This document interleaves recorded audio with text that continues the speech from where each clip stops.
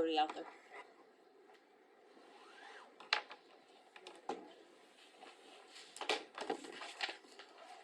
Corrections, additions to the minutes, if not, is there a motion to approve? So Moved by Gail, second by Bud, all in favor? Consent agenda, we need permission for clerk to pay insurance at time of billing, permission for clerk to pay utilities at time of billing, permission for clerk to pay utility incentives before the 25th of the month, permission for clerk to pay theater bills when due, permission for clerk to pay payment service network bills when due, permission for clerk to pay city attorney bills when due, permission for clerk to pay Kansas Mayor's Association dues, for $50, permission for clerk to pay Kansas Rural Water Association dues of $812, and permission for clerk to pay Northwest Kansas Planning and Development dues, $3,358. So Second, moved by Kale, second by Dara, all in favor?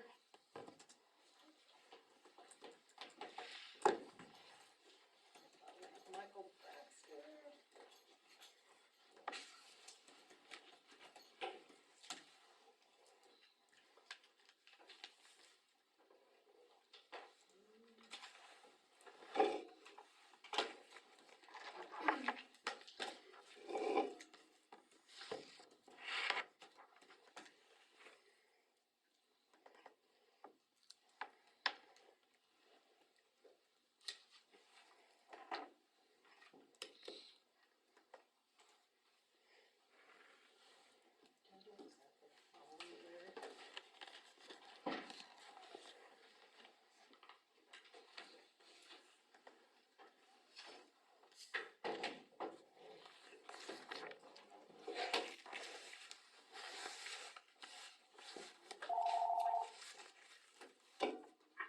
Hello? Hello, man. Hey, Michael, how's it going? Good, how are you? Good. How long do you think we need to go into executive session? And I have a short update. It's really kind of more updating council. I know you have 2 new members. It depends on how up to speed they are. Maybe 15? 15, okay. We'll go ahead. Is there a motion to go into executive session for 15 minutes with council and legal representative Lauren and Michael and Dan and Leanne for legal matters, attorney-client privileged information? Coming out at 7:20. So Moved by Gail. Second by Dara, all in favor? Alrighty, give us just a minute, we have a few visitors here, so. Yep, no problem. Okay, we're out of executive session, no decisions were made. Do I have, I move 10 more words. moved by Justin to go into executive session for 10 more minutes. Kale second to come out at 7:30. All in favor? Yep. Okay. Alright, you're, okay. Out of executive session, there's no decisions made. Wait till everybody can hear.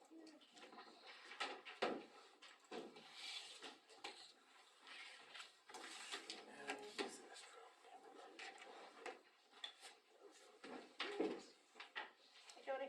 Hello, how you doing? Good, how are you? Better, I guess.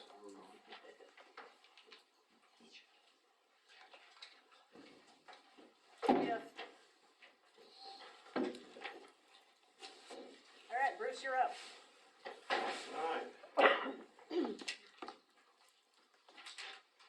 I've written or typed a statement. Can I just please go ahead and finish it and we can Yep. go? Because I'm probably gonna upset somebody here.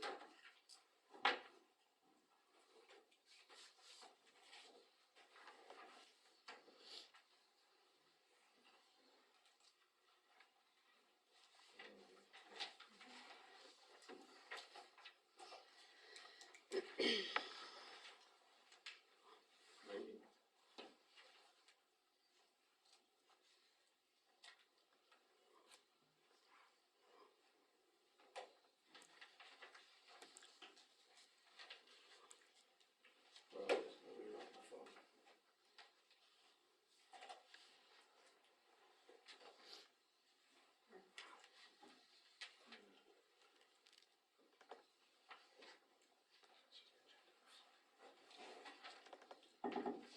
Alright, first of all, I'd like to thank you for letting me speak tonight, and with that said, I would like to set the record straight from the last meeting. Bud said somebody came to his office and hollered at him about a permit. I did not holler at Bud. I did ask him if he had heard about the permit, and he said no. The only thing they accomplished the first meeting was swearing everybody in. But it was going to be discussed at the next meeting. I was there for about 30 minutes. We also talked about several other things, like Roger Jensen in the city of St. Francis putting up no truck parkings everywhere years ago, and how he wanted to put truck parking signs out by Dollar General, so no trucks could park out in front of the store on Highway 36, causing a blind spot or an accident. Bud said he was not going to vote for the permit and did not want local truck drivers parking on his truck stop because it was taken away from paying customers. He would allow us to park on his property on Valley Street and charge us $1 a day or $30 a month to guarantee a spot. The money would go to help pay taxes for his property. Bud is a city councilman now and cannot profit from this law. I have several pictures of several days, if not weeks, of Bud's parking lot at the Majestics being completely empty. So I do not understand how we are taking away from paying customers when it is never full unless Bud or bad weather or trucks are shut down due to road closures. So Bud, knowing this, was looking to make a profit and use his potential on the council to get it. When we the people elect a council member, we expect integrity and honesty, and I did not see that in what Bud was trying to do. Now that the record is straight, I would like to continue on why I'm here. I have driven truck and lived in this town for 15 years. Back in 2010 to 2012, St. Francis Police Department was at my house almost every weekend about parking when I was home. Roger Jensen showed up at my house telling me I need to play by St. Francis's rules and not park by my house. But when I started parking other places, Roger Jensen in the city of St. Francis started putting up no parking signs. I would park my truck at the rest area off of Highway 36. Next week, no truck parking. One day I was stopping by the Eagle gas station to get a Pepsi. Roger Jensen seen me there. The next week, no parking. Every no parking sign in this town is because I park my truck somewhere in town. Then Jensen and the city would put up a no parking sign the next week. I started parking my truck at the Homesteader Hotel because my students were there, but my truck was home unlocked. One day the St. Francis Police Department showed up, wanted to give me a ticket because Jensen seen my truck parked at my house. I said, that's fine. We'll drive around the town and you can ticket everybody that has their semi and or camper on the street or parked on the wrong side of the street, which we still do not enforce. I have several pictures of people parked on the wrong side of the street with utility trailers with no power unit hooked to them. The police officer said he could not do that because there were city council members that would have been ticketed. From that day forward, the parking law was not enforced for 12 years until somebody complained about my truck being too close to the corner. So this is not the first time I've dealt with this parking problem. Cody sent his officers out, who were very professional, around to the three local drivers to say that they were going to start enforcing the truck parking law at the first of the year. So I got a hold of Cody, told him I'd park at the truck stop. Well, at the beginning of the meeting, you can see how that went. Bud doesn't want local drivers parked on his truck stop. So until this gets settled, Cody is not going to enforce the truck parking. I have dealt with Jennifer Blair, who had been very professional through this whole ordeal, and I have dealt with Cody, trying to figure out week to week if we're going to enforce the law. And he has been professional. Men and women of the council, I have parked there for 12 years in the same spot. 3rd Street is not torn up where I park because I come into town, I'm not heavy. My trailer is empty or very few returns on it. If I am heavy, which is not very often, I park in Goodland at the 24/7 or Majestics. If it was muddy. Well, Majestic is no longer an option, so my wife would have to drive to Goodland. I park my truck at my house so I can clean it out, do my laundry, put all the stuff on for the next week. I'm only there for 34 to 40 hours a week. I keep it plugged in during the winter months, so I do not need to idle. I do not idle my truck at night, nor have I ever idled my truck at night. I leave the house at 7:30 a.m., so I am in compliance with the noise ordinance. If the city finds a place for local drivers to park, just keep in mind it is going to have to be someplace where the ground is packed well, concrete, or asphalt. During the winter, we will probably idle the whole time we're in town, because we will not have a place to plug it in. So, with this having to be somewhere at the edge of town to be in compliance with the noise ordinance. So, not to disturb people. If it's a dirt parking lot, the city will have to maintain it because these newer trucks, like the other local driver, myself, have trucks that have ground effects for aerodynamics and fuel economy. Our trucks sit about 2 inches off the ground. Ruts will rip these pieces of carbon fiber off. I have pictures showing how low we sit to the ground. These pieces, there's 4 of them, they're $2,000 a piece. It's going to cost the city money to maintain this parking just for 3 trucks to park at. And how are you going to guarantee that I have a parking spot when I get home? So when other truck drivers see a truck park, they think it's okay to park there. When I get there and I can't park at the truck stop, there's somebody in my parking, is the sheriff's officer going to move that truck, which is hard to do because once a truck is on his brake, either the 34 or 10-hour brake, you can't move that truck or you'll put him in a federal violation. So I'm asking this council to let local drivers park by their house, as long as they are not heavy, not idling at night between the hours of 10 p.m. and 7 a.m. to stay in compliance with the noise ordinance and not blocking others' driveways. If we're going to enforce this parking law, we need to enforce all the parking laws from here on out. Thank you for your time.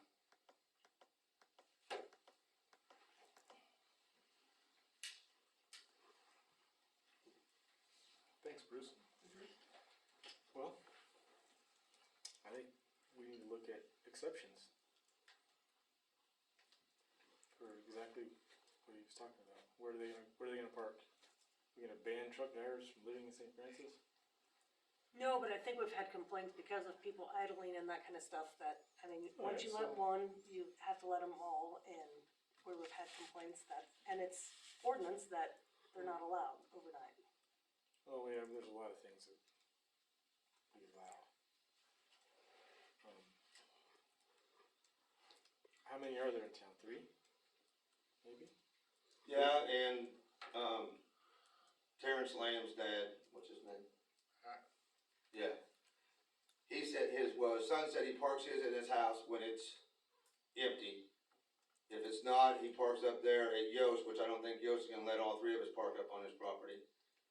And if it's not Yost, it's over there in Goodland. I do not know about the guy that drives for FCC, I believe that's who he drives by, but he's only in here once a month for 34 hours. And he's on an off street. I mean, I think he's got a new enough truck, it's got a plug-in in it. I mean, you can't, I understand the noise ordinance. I mean, we're not tearing, I got pictures of my street for 12 years I parked there. Yeah. We haven't enforced this law for 12 years.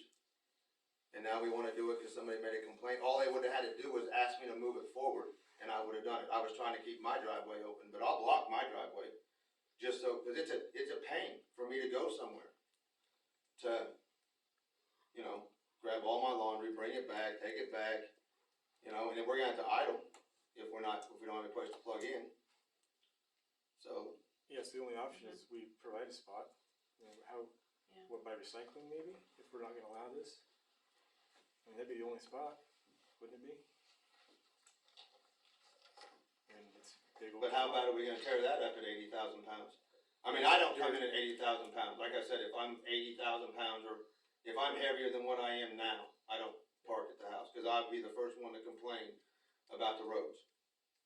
So, my empty truck's not tearing it up, you know, and I go to where I have to make the least amount of sharp turns to get to my street, onto 3rd Street. I usually turn on the street that's the car wash is on, by Eagle.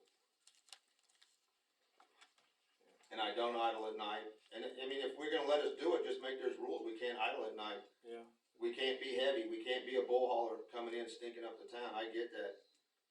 But, I mean, I can't speak for FCC, the other guy, I don't know what he's hauling, if he's heavy. But you also can't force us to park at Bud's place, because, I mean, I don't that's, think we ever said that we were forcing you to park there. well, not yet you haven't, I mean, but that's what he wanted to do, move us down there to his property. I offered to allow that only because somebody needed to park, a place to park. Yeah, but it's still in Other the than city, that, we're I breaking don't- all the rules still over noise ordinance. I mean, you're down there, if I idle my truck, I'm surprised, I mean, I'm gonna have to during the winter. I don't have a place to plug it in. Cause as far as I'm concerned, I don't need to let anybody park anywhere, but, I just wanted something to be able to maintain the property and the taxes, and that ain't that much. And that wasn't because I don't want you up in my shop, it's because I do want paying customers up there. I get it, but But- and I I've taken was pictures not- of your place, and it's empty. I'm not taking up that much I room, I'm there don't- for 34 I hours. can't predict when customers are gonna be there any more than you can. Right. And how many times have you been full? Other than it's bad weather or During roads have been shut during down? the summer, quite often. So we're back to, we're not tearing the roads up, make it to where we can idle. Buy a permit. Put some Yeah. rules into place right now cause basically we just, To the get, ordinance right now, Lauren, right, is the ordinance right now, is seven sections. The first one is parking of overnight vehicles on public right of way. No person shall park any vehicle exceeding 10,500 pounds in weight in or on public right of ways. Then the next one is overweight vehicles, prohibited parking exceptions. And it states overweight vehicles defined as exceeding 10,500 pounds in weight and including combined gross weight of vehicles with trailers shall be prohibited from parking on the streets or right-of-ways within the city of St. Francis with the following exceptions. A, overweight vehicles incidental to the commercial enterprise shall be permitted on the premises of such commercial enterprise. B, loading or unloading of moving vans or similar type vehicles used for moving personal goods for a period of 24 hours or less. C, obtaining a permit from the city council for overweight vehicle parking at a designated location and specific time. Said permit shall be issued at the sole discretion of the city council and shall be issued only after written application accompanied by the consents of the affected or adjoining neighbor property owners. Construction equipment and or machinery employed in any public works project in the city parked at a site of and for the duration of such construction, notwithstanding the specific prohibitions herein. The City Council of the City of St. Francis reserves the right to designate areas for parking of overweight vehicles in the City of St. Francis, Kansas, and such designation shall be posted at the designated location. So that is how the ordinance reads presently. So if you were to want to make modifications for that, that could certainly be done. Why would we have to modify it when it gives you the option to just give them a permit? Because the permit is for you'd still have to modify because the permit is for a designated location and specific time. So when he's talking about coming home for every week, he would need to apply every single week for a permit. And so if we're going to do that, we need to make a modification to that. So that way, and I mean, if you wanted to do it, you could do it so that way they would apply for a permit and the permit would be issued subject to, I don't know what is considered heavy. I don't know the weight of trucks. But I they, come in at about 13.5. so anything, if they're over, I don't know if they're over 15 or if they're over 20, their permit gets revoked. If they're idling at night, their permit gets revoked. If they're causing a disturbance in the neighborhood or some other So there's a way we issue. can do it. And I do agree with Cody when he came and spoke to me that I was parked too close to the corner. And he said he didn't see a problem problem with it. I said, I almost seen an accident the other day because of my truck being parked there. So I have moved it down. Cody has seen, have moved it down. So, So perhaps one of the conditions Yeah, of the setback. permit is, it's a setback. It shall not be parked within so many feet of. Which we already have that in the ordinance, right, as far as the setback that we just I mean, that's discussed? your standard. There's a parking. standard parking setback, but I think if we're going to say truck drivers are going to need to adhere to these requirements or lose their permit, one of those needs to be the setback requirement. But I thought when we were talking about the fence down on River, that there is a setback. Lauren decided that No, that's the triangle inside. that's the triangle inside. but even if you designate an area, what's to say that you're not gonna keep, cause as soon as I'm a trucker. So when I'm looking for parking and I see a truck parked there, I'm gonna park there because evidently it's okay. So I come home and that's full, I can't park at the truck stop, where am I supposed to park? I mean, how are you gonna guarantee me a spot if you do, I mean, cause I'm the truck driver, if I see a spot, have another truck's parked, I'm gonna park there. You know, and once a truck driver's on his 10-hour break or his 34-hour break, he can't move or he'll be in federal violation. So that's hard to ask him to move once they park there. I mean, you can put up a sign that says local drivers only, but I can tell you that they're not gonna heed to that. And there's really no way to make them move after they've Yeah. went into their break time. You mean if we provided some space somewhere? Right, Like so at as the soon as another recycle center. truck company sees it, Right. they're gonna park there. Yeah. And I do get what Bud's saying, that I'm not a paying customer. So, it would just be simple if we could just, as long as we meet the requirements of the permit, get a permit, and I'll sign a permit for a year, if we can do that. And I'm only here for 34 to 40 hours. I get home on Thursday night and I'm gone by Sunday morning at 7:30. So, we're not here that long. Yeah, I don't see why we can't make a permit with some guidelines, like he was saying, gotta be empty, can't idle, whatever. If you're parking, Who's gonna enforce that? not in a spot, well, somebody will complain. Well, I'm just saying, I mean, in 12 years, we we're haven't. not had any- enforcing what we got now, so. Oh, we right, enforce that. right.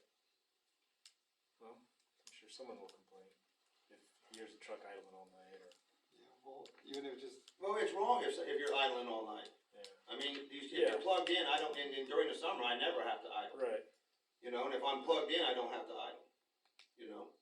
If I do have to idle, cause like, I've been here since Thursday, cause I had this meeting, but I had to start it today, because I had to charge the battery back up.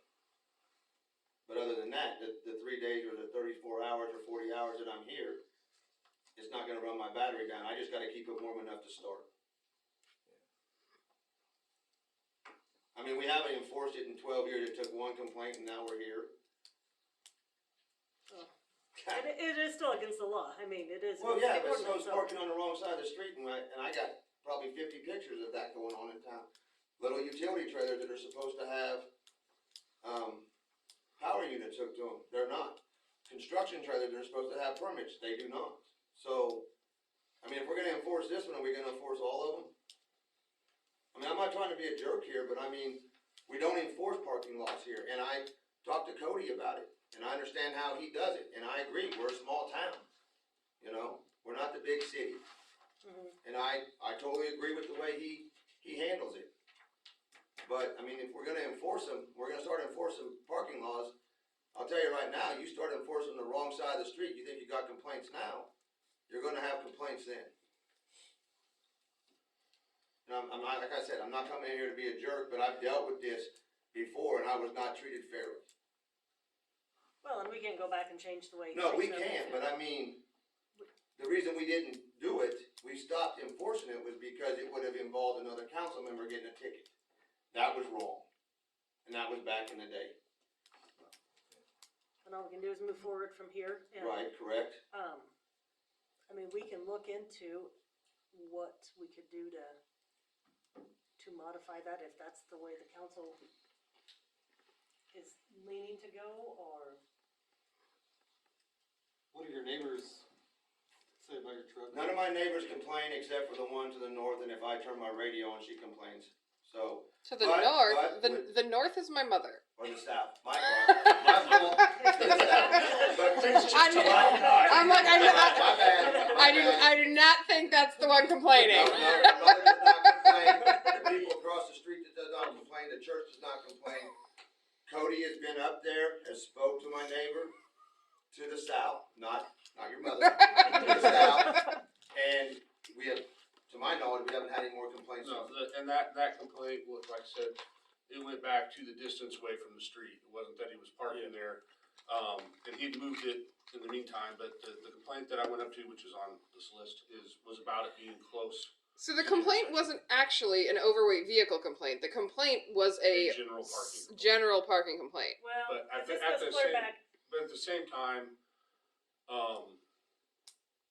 time, there was discussion to where we were gonna start enforcing the overweight, and that's why we went around and talked to the truck drivers, so it wasn't just, hey, you wake up one morning, there's a deputy out there giving you a ticket. Hey, this is the rules, it hasn't been enforced for a while, it needs to be enforced, we're telling you now, we're gonna enforce this. And at the same time, coincidentally, is the complaint about the general parking complaint of the truck. They're two separate deals, because I believe, had we already come and talked to you about the enforcing of the overweight before the complaint, or was it after? I can't remember the series of events. cause that was back when Scott was mayor, and Yeah. that was through him, and I'm not 100%. Yeah, I never heard about that one. The Yeah. first time I did hear about it was when your officer showed up right before, was it Christmas? Scott had discussed it like on his way out the door that we needed to enforce it, so we went around Cause and I warned. think he had some complaints, and I don't know 100% sure. But I think people don't know that we're not heavy. I mean, I got pictures of my street if you wanna look at it. There's Yeah, no it's cracks, fine. there's no It's nothing. not, yeah. It's spotless. If you wanna see damage from a trailer, look where the MRI truck parks its trailer. Well, yeah, he's heavy. Or That's completely destroyed. Mhm. Benton's gonna get tore up. If we're gonna haul weed out of there, I haul weed out of there every once in a while. Swift and I have a big contract with them. When we come out of there, we're at 80,000 pounds. We have a contract of 44,000 pounds in the trailer. I will never park in this town. But you're still gonna tear it up because of that, cause that's not thick enough asphalt there. And I don't know how you're gonna get trucks in and out of here without tearing Benton Street up.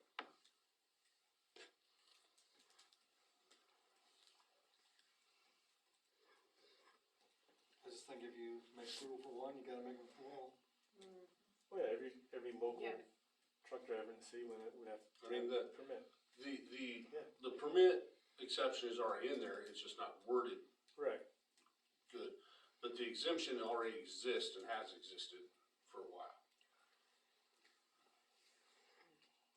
I think we should get her to write, or somebody to write a exemption sheet up, and we go over it, This is, and see if we need to change anything, and get it corrected.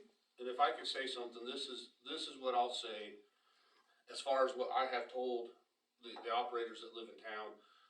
We gave the warning, they asked questions. Bruce asked questions, we send them to city council because we don't make the rules, we just enforce them. Come back with other questions. What I have informed the operators in this town was we were not gonna begin to enforce this ordinance until tonight's meeting when I got clear direction from the city council. And that's, I guess I would like to have that before I leave. What you guys want to do. So, and if that's, we're tabling and talking about another meeting, that's fine, but I want it to be clear, because I have given a date to these people and said, this is the date when we will begin, something will happen. So I'd like to have a clear cut. And I have driven them nuts. I mean, I've talked to the sheriff's department how many times, just checking to see what I'm doing. I've been down to talk to her several times.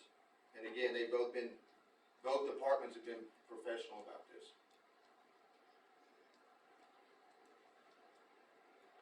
Well, what guidelines do you think we should? That's Go up by. to you guys. Yeah. I'm just saying I'm You're just not saying I blocking need anybody, something to you take gotta back to set these back. guys. You're Yeah. empty, no idling. Do we wanna look on the clerk's link to see See what other kinda what cities other, do? yeah, What about narrow streets? What about neighbors that don't want you there? Yeah, I mean, there's no way to get around wheat trucks all summer. I mean, I don't know, are they parked in front of your house? well, probably not, but they might be. They might be, yeah. Could be, yeah. Good. But they're driving through town all summer. Trucks. I mean, I've spoke to all my neighbors and Sucks. they don't have a problem, except for the one to the south. And I think that's what, in the past, they were looking for a place to put all certain locations for trucks to come through town. At one point. You mean like truck routes? Is that what you mean? Yeah. Cause I guarantee you, I'm not a street guy, but these trucks that are going out there to the grain facility, when they go by the courthouse, which is perfectly legal, to go up and down that street. Yeah. You know, when stuff in the courthouse is rattling, I Oh, guarantee yeah. you the pipes and the sewer pipes and everything underneath the ground Oh, are yeah, I rattling can- as I well. can It's not feel- just about the So when street. it- My elevator, our When it comes time to redo Benton Street, I would seriously check into making that thicker. Cause they're gonna tear it up, I mean, we're 80,000 pounds. And then when we get up to the highway to turn, to get back on the 36, we're gonna tear it up. And there's no real other way to get out there. No, and you don't want them going through town trying to make turns, and we end up taking out, you know, Yeah. hydrants and stuff like that. I mean, I'm a trucker, I understand, I live here, I understand, but it is a pain to bring all your laundry home, clean out your truck, and I'm at some other place doing it, and then I gotta take all that stuff back. I mean, if you're a bull hauler, I see, nobody wants that parked by your thing, or if you're a reefer unit, you know, running your reefer all night long, that's loud. I don't even like parking to them in the trucking industry. But if we're empty, we're not idling, we're not doing any illegal general parking laws, that's what we're asking for. Is everybody okay with tabling it for now, and we can look into maybe what other cities have in place? Not have to reinvent the wheel and come up I mean, with what we want I to- don't know that it would be reinventing the conditions that you guys would want. I mean, But it, it's- I mean, it's it'd a be matter nice of- to see just what others. right. I cities mean, look I guess like. I can put that out, I guess, on the clerk link, or I can put it out on the attorney link, and I can come back with a proposed ordinance next time. I really don't think it's going to be changing that much. The factors that I have in here, that they have to come in empty, there's no idling. And I think that we probably need to put a qualification on that there's no idling, you know, with the noise ordinance. I mean, if it's cold out and they need to get their truck ready to run, I mean, obviously, don't do it at 3 a.m, which I, Well, that's why I leave at 7:30 in the morning, Yeah. because From 10 the to ordinance is 7, between yeah. 10 p.m. and 7 a.m. right, Yeah, so- I mean, but, They stay in right, so, ordinance. right, But I Um, we might even, with the variance for businesses and that kind of stuff, maybe they get signatures of neighbors just to make sure that the neighbors are okay with it. What if we get 5 and 1 does it? Well, I mean, that's what we do for variances. we do You have for to every get, other business, it's 80%, right? it's 80%, So, so, I mean, Well, I I think, got that, so. Yeah. And she may sign it, I mean, after Cody spoke with her, we have not had another incident, so.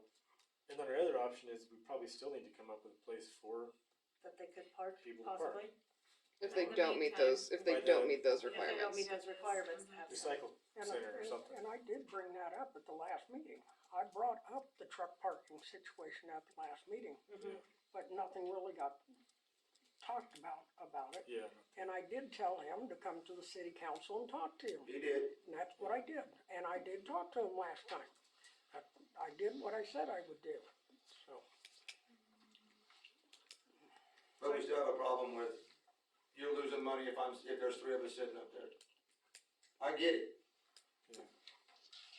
I'm not trying to be a pain, but again, it took 12 years and a few complaints and now we're here. When it could have been, pull your truck forward, and they probably would have quit complaining. And I think at least at this point, if you wouldn't mind pulling your truck forward until. Oh, I've it already is got all- it clear up to my okay. Suburban. Okay, yep, I mean, if you It's don't past mind, the edge of my house. yeah. No, I've complied with whatever Cody's asked me to do. And I think we'll look into it and see what we can do as far as make some changes or provide parking or what. Obviously, it's gonna be more than what we can hash out tonight, so, Right, right. but yeah, I So think- can we leave it the same for now? For Cody's situation, Yeah, until we we get something table drawn. it until next meeting, and he can just table his and keep the way he's Yeah, doing as long, it as long, as long until as the I have next an meeting. answer, that's Yeah. all I needed, wanted to know your guys' wishes, so. I guess Just for my gonna be- idea, you're still leaving room for the one, and it's still got an ordinance for it, so what are you gonna do? Somebody else works. What do you mean? Let's say he still has a truck there, somebody else comes in town, just parks the truck there while he's over there, so how are you gonna Oh, enforce like it? down the street No. further? If we had truck Well, they parking at wouldn't the, have a permit, so they should be He getting doesn't have a tickets. permit now But- either, so, No, I mean, But once that- it is, that's- Once we get. once yeah, we get a so- permit, then, well, how long will that take? as long as that's enforced. Oh, we could, Well, until then, I haven't seen other than the three of us parked in 12 years here. yeah. Most people park at the truck stop if they're going through it. We only had 3 local drivers. Who's the one parked on their own property, you know? Do what? Who's the one parked in the? The one up there by the Ford Yeah. dealer? Oh, what is his name? are you talking about, Well, there was, are you talking about the truck that's in The the driveway? flatbedder? yeah, I In think the so. driveway? One other, one there, one, Yeah, he's local, but he parks on his own property. on no property, yeah. Up there by Ford dealership. Yeah. No, it's by his house. Yeah, but I know, but it's across Across the from street. the What Ford is his dealer, name? yeah. It's Bob Hawkins and There you go. that's outside city limits, so. Right, yeah, but he parks in his Yeah, driveway it's his own anyway. property too, yeah. Yeah, and like I said, that street is the city limit, so he's on the county side of the city limit side. And irrelevant to that, even if he was, if he's on his own property, the city Yeah. can't. Yeah, So, I think for right now, we'll just table it and we'll figure out what we need to do and appreciate you pulling up, so it doesn't block the intersection and, So until I hear from Cody, I can still park there? All right. I appreciate you. yep, thanks thank you, guys. sir.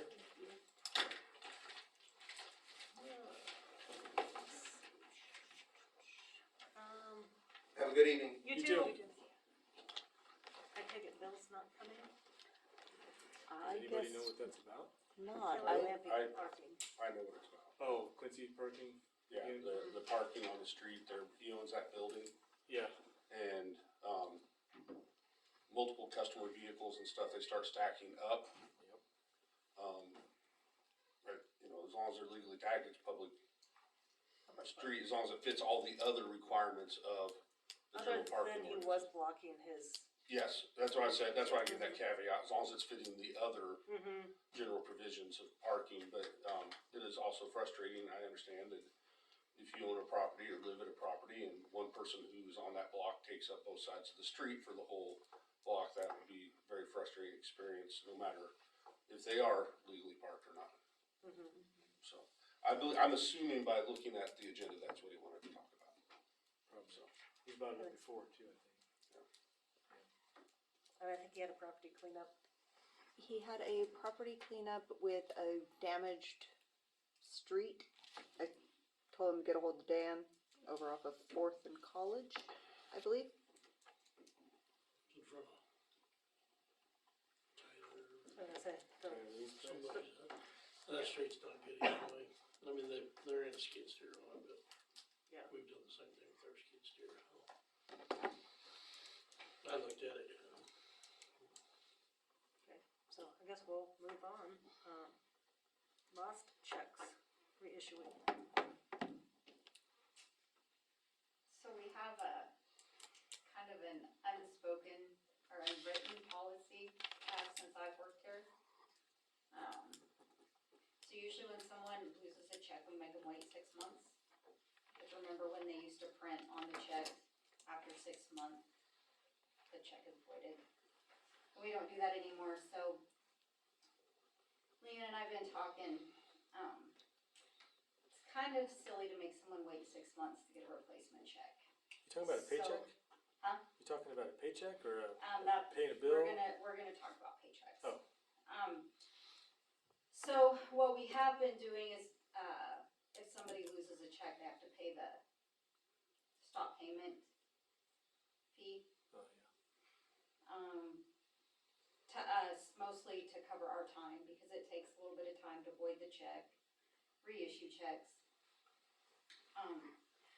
So we just wanted to make sure that if we start doing that, I don't think we should make people wait 6 months to get a replacement check.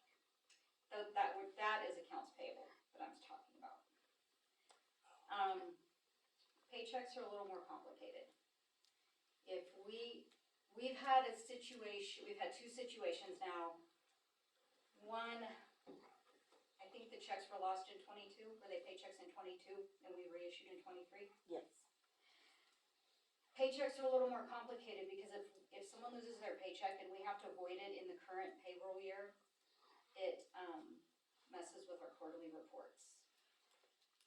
So then we would have to remember to adjust the quarterly report because it takes it out of the payroll system that year. So payroll checks, I think that we need to at least wait until we get into the new payroll year. So that could be 6 months. Just because, for one thing, paychecks are handed to the people. The people who don't have direct deposit, they physically get their check handed to them. We don't mail them. So I do think on that, we do need to wait till the next year after we close. So like if someone loses a paycheck in 24, we need to wait till the next year. What I will say is generally everybody has direct deposit. All of our full-time employees, I believe, have direct deposit. We don't really have a lot of issues with it, but we had the situation in 22 where I think there was 2 paychecks. He had 3. Yep. We have the same situation from 23. We have an employee who lost 3 paychecks. That one's not 6 months out, and we've been trying to adhere to the 6-month rule. So those we can reissue now. We've closed out the 23 books. But just kind of wanted to run that past you. Were they voided on the 23 books? No, not yet. No, we will be voiding. We can void them now without it affecting our payroll reports.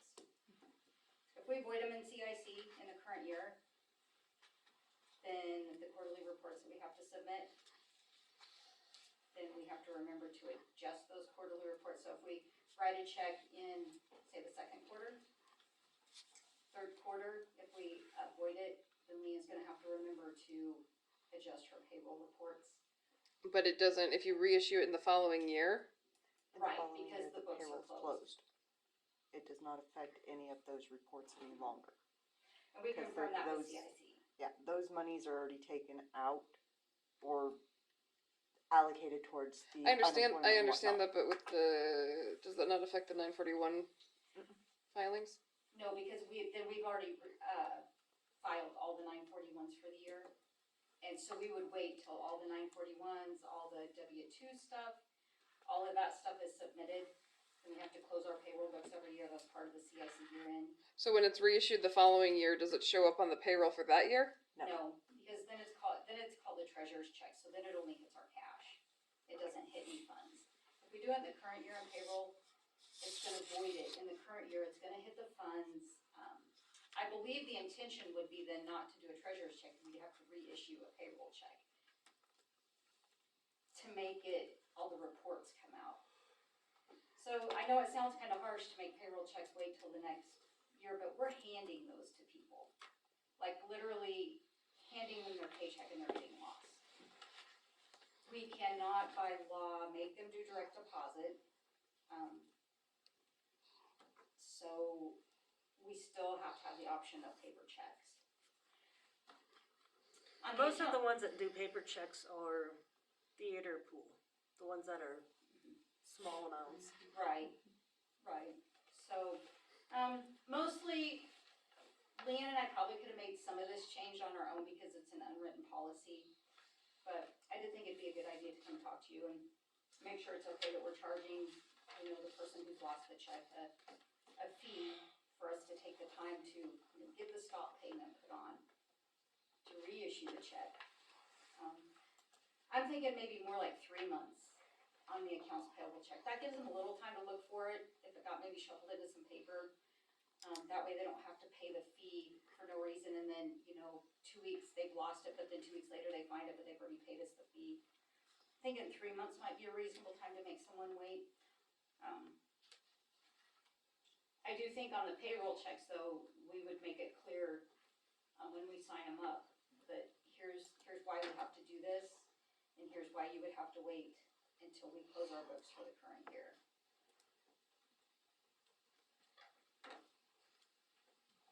see a problem with that.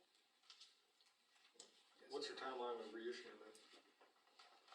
I mean, it doesn't take long to reissue. I have a couple on the accounts payable list that, once the people pay us the $40, I can, and that might be something else to consider. It might be something, I don't know, it might be something you wanna put on the consent agenda each month. Maybe we don't even have to do that. To me, they've already been cut and approved. A lot of times we have to rerun them through accounts payable. So I'll just do it with my big batch of, like tonight's our big batch of accounts payable. But honestly, that's a good question because that's how we've been doing on the accounts payable is wait until the next big batch, but they've already been approved once. Unless you guys see a problem with it, if we're replacing one, I could probably just run it when I do my theater. Cause I do theater all month. Because I guess, really, they've already been approved once, just So we're just reissuing the check, so yeah. basically. Yeah. So if you guys are good with that, then really the turnaround time, I do checks at least twice a month, sometimes once a week, but sometimes it's every other, so it wouldn't be that long. Is that all? Okay. 2024 Blue Cross Blue Shield of Kansas renewal. Yes.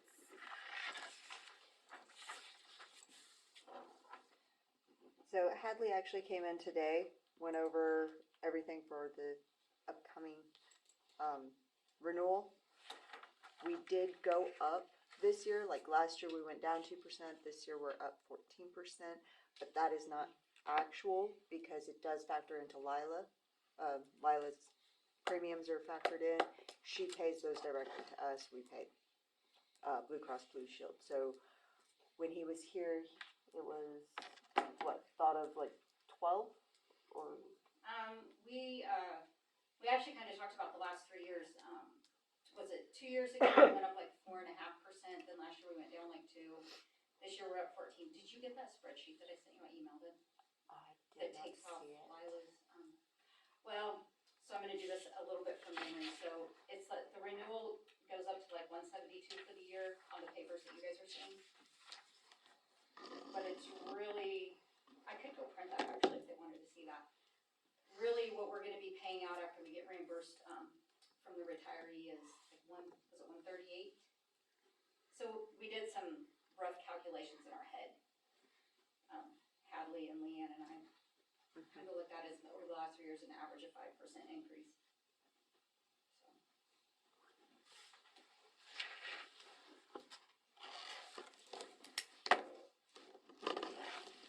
Any questions on that, anybody? Is that still in our budgeted? Yes, we did the cap of 250,000 for the budget for this year. This is well under even if we do max amount for another employee. When when we were doing the budget, we had it at 270, but that was, if we hired, 3 full-time employees and they all had families. Yeah, we did So, worst case scenario. That was like, the highest case scenario when we did it at budget time, so that's why, it was 270.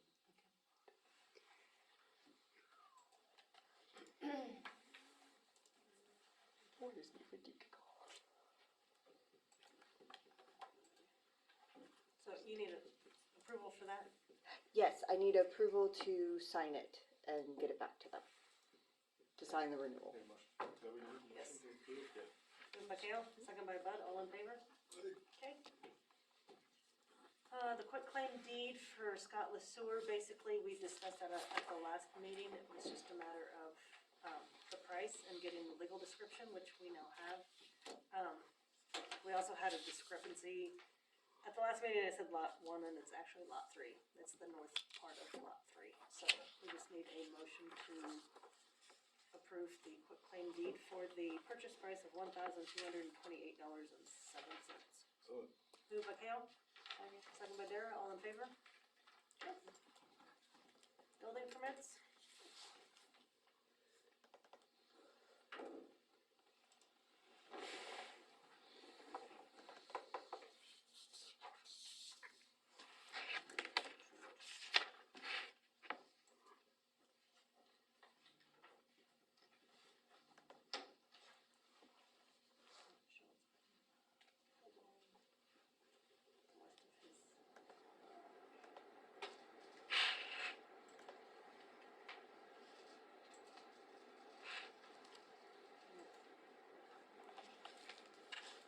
question of 3 days.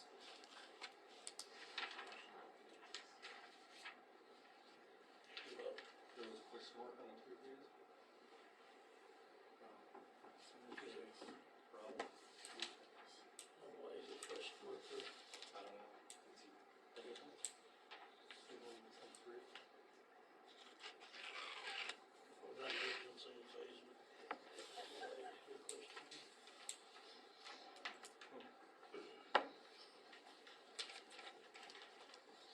Any questions on the building permits? If not, do I hear a motion to approve?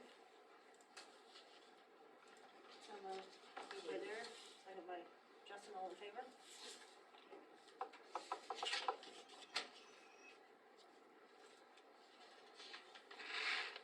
Special event permit, Easter egg hunt. Basically, we just need approval for that and to waive the Big rental. fees, yeah, so, Moved by Cal, second by Justin, all in favor? Is that for the rental as well? Cause that was the next line item. Yes. yeah. So the rental application and special event waiving the application. Chicken permits, looks like they're both renewals. Do I hear a motion to approve those? Moved by Justin, second by Bud, all in favor? Okay. Trade term license for Lopez Construction, that's a renewal as well. So moved. Moved by Kale, second by Bud, all in favor? Okay. Property cleanup.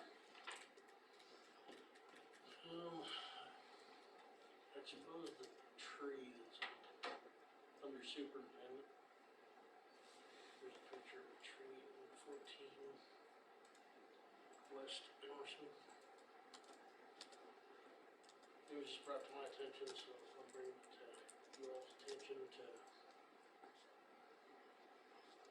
see what you want to do. Number 14 West Emerson, that one? Yeah. Looks like it's rotten.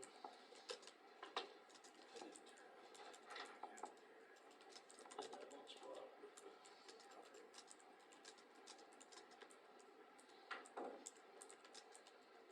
Let's see, this is, oh yeah. I see it.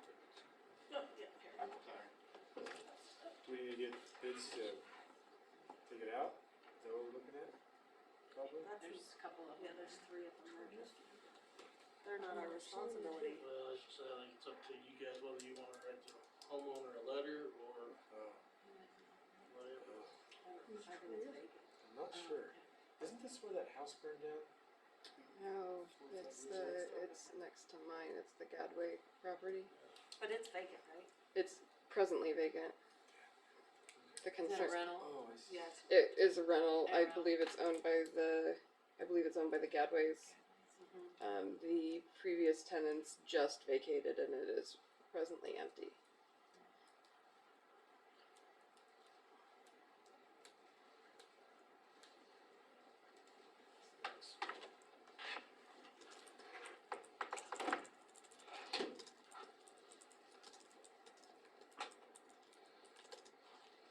How would we handle that in the past? This is the homeowner's responsibility, correct? Or, Yes. Is it close to the city property on this, on the edge of the curve? No, How far is it? it's quite a ways back. It's about middle Well into their lot, probably. of their lot, I would say. It's actually further back because the sidewalk there's about a 6-foot between where the curb is and where the actual sidewalk for that street runs. And it is halfway between that sidewalk and the house. So it's closer to the house than it is to the street.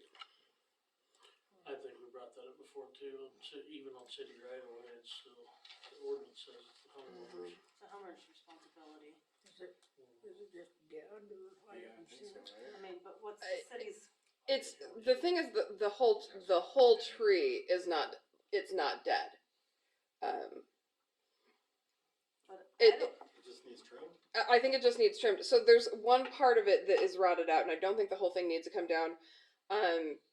In the summertime, it's still, I mean, in the spring it leaves and it is healthy and it falls, with the exception of this one chunk of it that is rotted out. And unfortunately, that is the chunk that is closest to both the neighboring property and my property. And so, if it goes, if it goes and it goes anywhere other than in the 6 feet between where the houses are, it's going to be a big problem for somebody.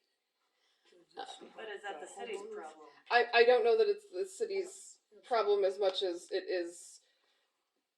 I don't think the city is required to trim the tree or do anything about it, but I think that this would fall under the property cleanup of the city is aware of a problem and prospective danger, and to tell them that they need to.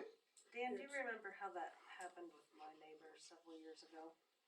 It's a probable hazard and needs to be approached by the city as a hazard. Right. Margie and Michelle, when Michelle Wolf lived there, there was a dispute about Margie's tree, and it ended up being a civil matter, and Michelle paid I to always get told it Dan trimmed when it was whenever hanging there over was her one got property. close to a power line, tell me, I'll cut it all up. You guys were on that, were you?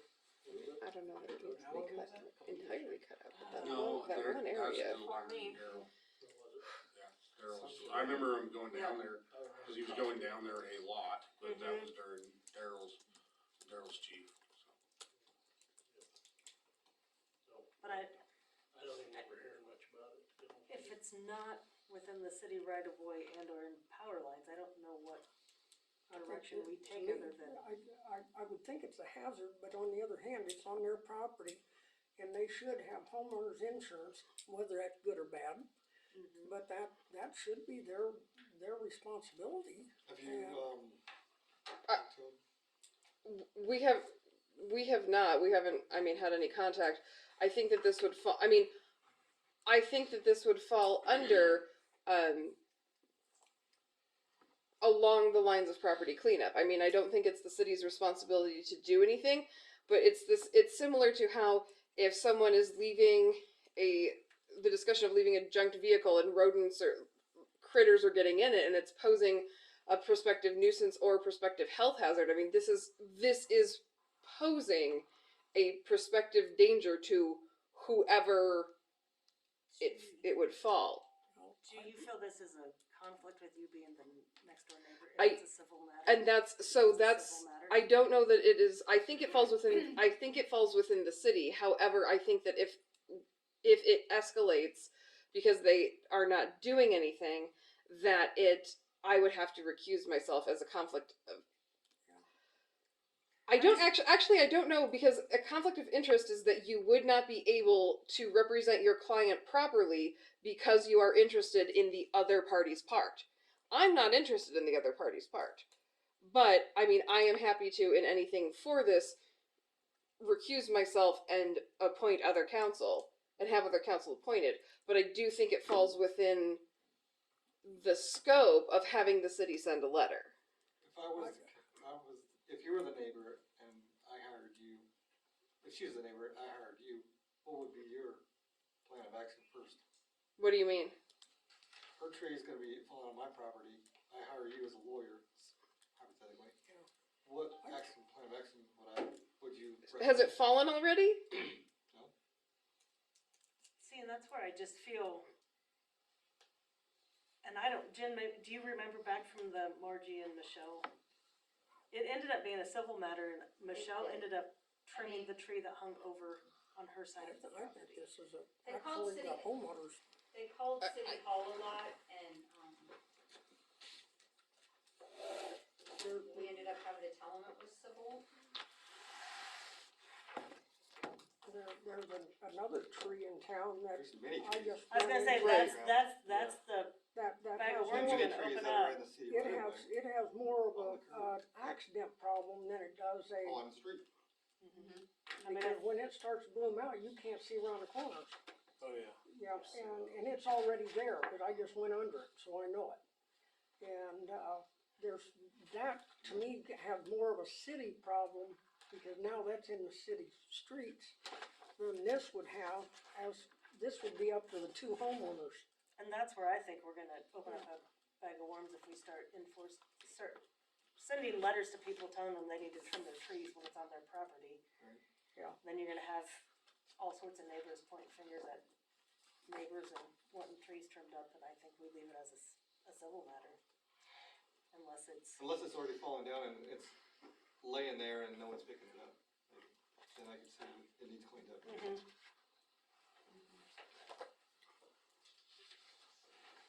The only reason that I bring it up is because it is addressed, removal of dead or dangerous trees and roots. It is addressed in the city code. It is specifically addressed in the city code. And it's addressed that it shall be the duty of the owner, just like any other property cleanup is, it shall be the duty of the owner. So I'm unclear as to why a letter would not be sent stating that this tree is in violation of 8-704 when we would send a letter if the property was looking dilapidated or if a neighbor called and complained about that.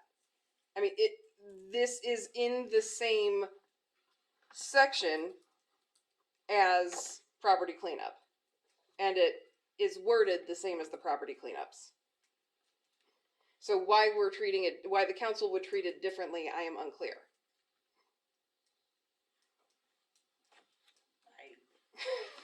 because we're starting to nitpick people's trees and whether or not they need trimmed, and I'm not a arborist, I don't, to tell somebody that, I just don't know that we've not handled it that way before, that we want to. I understand, and I understand the trimming of this or that, but this is specifically addressing removal of dead or dangerous trees.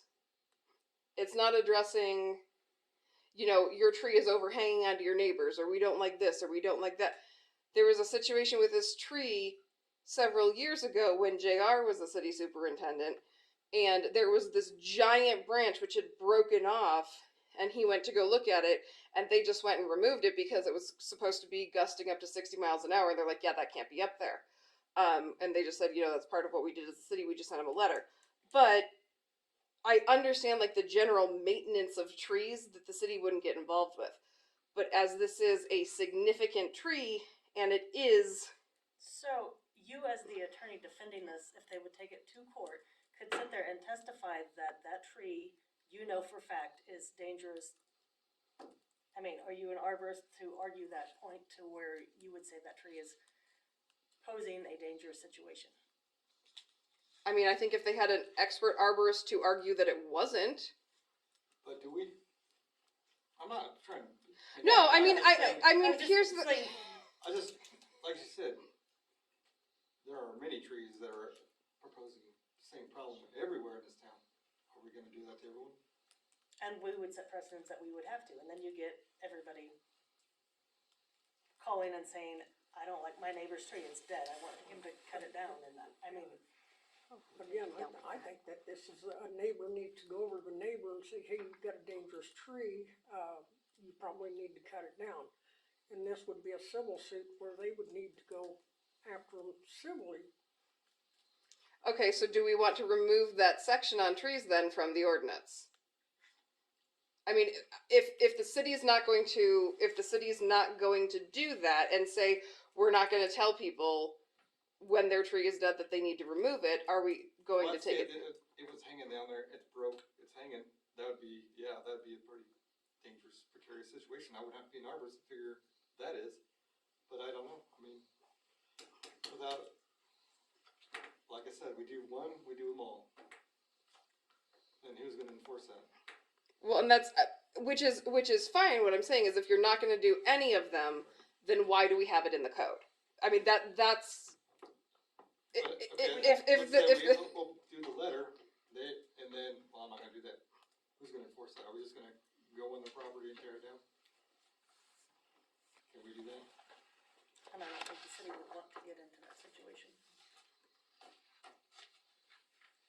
That's why I say, as attorney, you would recommend me go to the city first before I would go to her.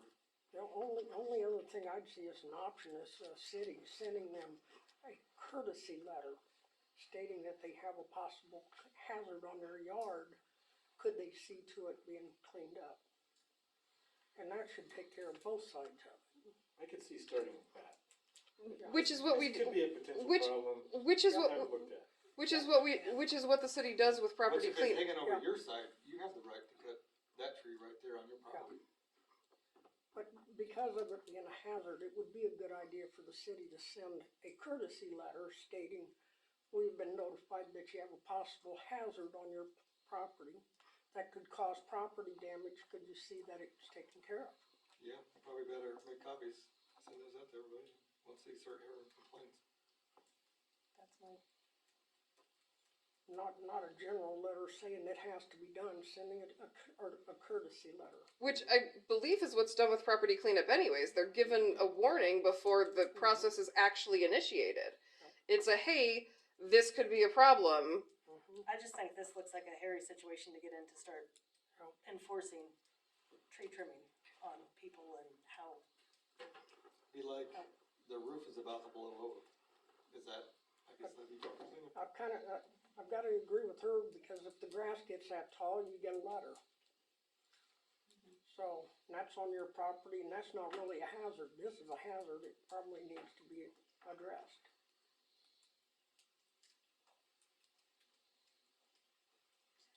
If I And give I'm, us our and I'm attorney probably as the a- last tell one to us be to saying do it, I that. guess we do it, right? Well, I mean, she goes to the direction of the council, it's whatever the council. Right. I work. Is she recommending that? I work for the council. I do not see, as the attorney who is interpreting this code, I don't see the difference between this section and the property cleanup section. Dan's taken pictures of a tree that has a main part of it rotted out. So our counsel, as your lawyer, then you recommend that we do this, so I guess we'll do it.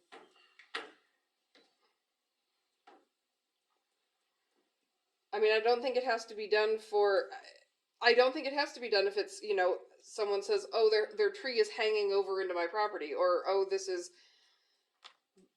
it has to rise to the level of a dead or dangerous tree. And like Bud said, I'm not suggesting that we immediately initiate, hey, you're in violation of this, let's do this. The procedure with dogs, the procedure with cleanup, the procedure with anything is to send a courtesy, hey, we noticed this is happening, could you rectify it? And it's only if it doesn't get rectified that it gets escalated.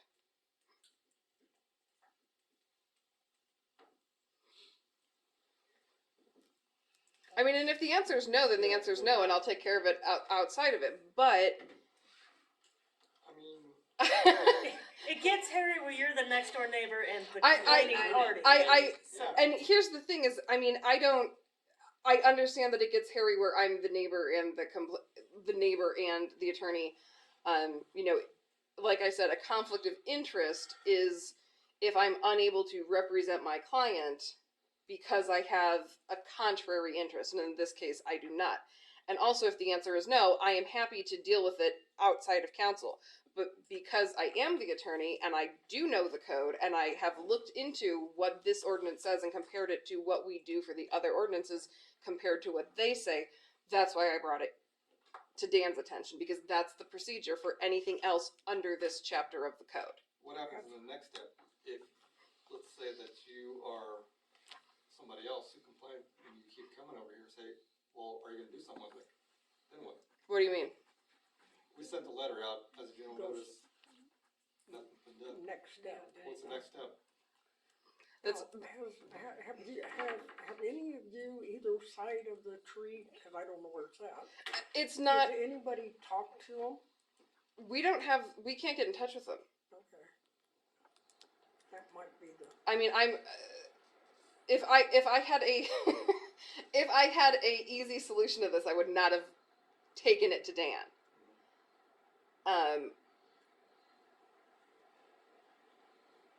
And if the council wants to say no, that's fine, but then that's going back to, it's written in it that it will be dealt this way. And so, at the point where we're in the process of modifying the code, does the council want to reword this? If the council's answer is no, that's fine, I'll deal with it in a private avenue, but then we need to reword that's the reason why I was asking, Right. can you try to revise it or try to handle it in the private mode? If it cannot be done, then come back to the council. I mean, I don't have contact information for them, and I don't know that it would be, the city would be able, I don't know that the city is providing the contact information for its customers of utility bills. I mean, my understanding is that they have someone locally who manages the property. Well, that's on the, But I don't know who that is. I don't know how to get in touch with them. And so I brought it to Dan's attention because, as you can see, there are rotten chunks falling out of the tree. And it would, And I get that it would fall into that, I'm just like, but now you have, Justin's complaining about his neighbor that has a tree in their backyard that he thinks is rotten, and he's complaining and wants the city to do something, and then all of a sudden, are we into the business of making sure people's trees are trimmed up and alive, and if they're not, you know? I mean, I think you want something in there if it is extremely hazardous, if it's dead, like it's Yeah, going to fall and- in the street, and, you know, I mean, I think you want something in there, but I don't know how deep we wanna get involved into. Well, if it's a hazard, it makes sense. If it's Yeah. not a hazard, and just someone that's gotten their neighbor's leaves are falling into their grass, then obviously But if that's they not never a pick big up their deal. leaves, then Yeah, Yeah. it's, where does that stand? that's nature. I guess we should Well, and get then I over think it. that's a civil matter to where if it's Yeah. hanging over Or your it's- property line, you If have the there's right to. danger, and, cause you don't Right. want somebody getting hurt. I mean, Yeah. and here's the thing is, Hazard makes sense. the trunk of that tree is this big. It's not a small tree. It is a giant tree. And it's half of it that is rotted out. I mean, it's not, I'm not exaggerating, am I? There were pictures. of Yeah, it. I mean, it's a concern that if it falls into either house, because of the size of it, it is going to do significant property damage, if not bodily harm, if someone is in the room where it falls. And that's the only, I mean, I get that, you know, so-and-so has a dead branch, or I don't like the way their tree, I get the city's not enforcing that, but this is a giant tree that has the potential of being a significant hazard. And like I said, if the answer from the council is no, that's fine, and I will deal with this privately, but we'll need to change, I mean, we need to amend this then. So it can be what the council specifically wants to do. Would you normally put this on a property cleanup? If you were driving by and noticed it? If I drove by and noticed it, Yeah, possibly. yeah. So, Okay, right So there. send it, then might as well send a letter. I think you have the added burden of not being able to get hold of the property owner. It's not as simple as Dan just rings the doorbell. It's, there's a problem getting, that property owner might not even know he has a liability or damage. Right. And I think that's why you're would use this ordinance is to further that, because it's not as simple as Dan ringing the doorbell or me going over and talking to them or giving them a call.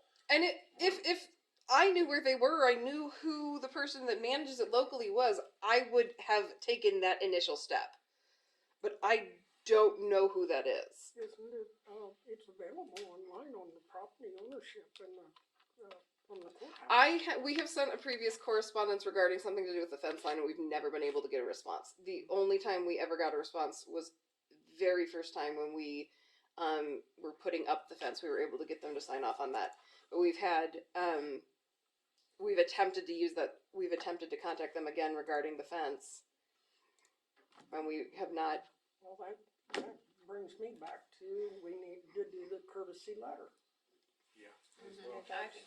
That's what we're Any on. others besides the tree? Do we know? Property. If the property owner doesn't know that the tree is a problem, let them know that the tree is a problem. How long are you gonna give them if they don't respond? What does our letter say? I don't know. I don't know that we have that. We haven't ever sent a letter. We've never sent a letter, so. We've never sent a letter for I tree. mean, what's a cleanup letter response? It is, Well, hold a on. tree's gonna be longer than grass, it's gonna be even Yeah. property cleanup to get somebody, depending on I time don't, of I year don't to get even it. know on a courtesy letter whether you'd even have to put a time limit Yeah, on probably it. not. Yeah, we Not could on just a put curse. that there's, What's our turnaround time for property cleanup? Property cleanup, if it is just, if it's non-structural, it's 15 days from the date that they receive the letter, or if it is structural, it's 45 days from the receipt of the letter.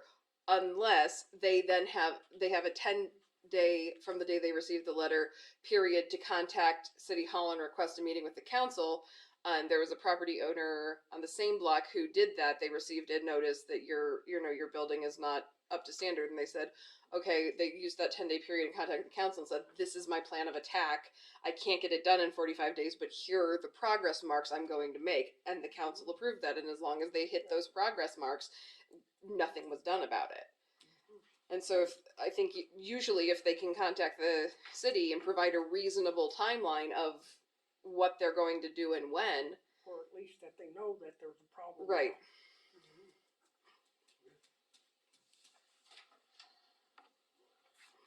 are you okay with that? Yeah. Alright. So nothing else? Property cleanup? Project, Nothing from the last ones? Nothing from the last property cleanups? We do put everything on hold, haven't we? yeah, I think we kind of waited, with the snow and everything, kind of waited till warmer weather before we did anything. Anything on projects pending?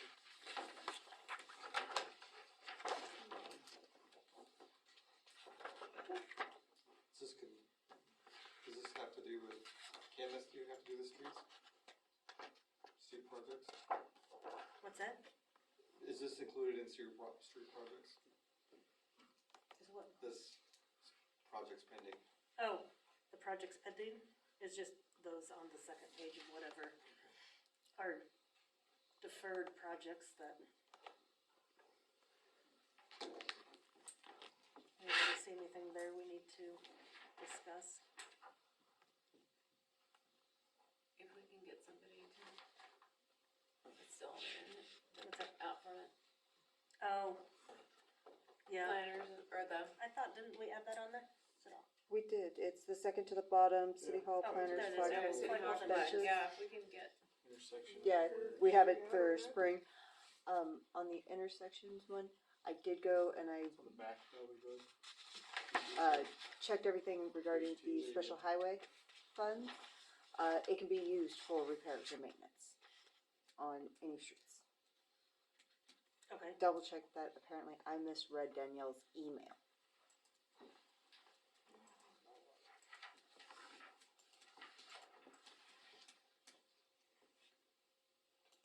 alright, anything on streets project?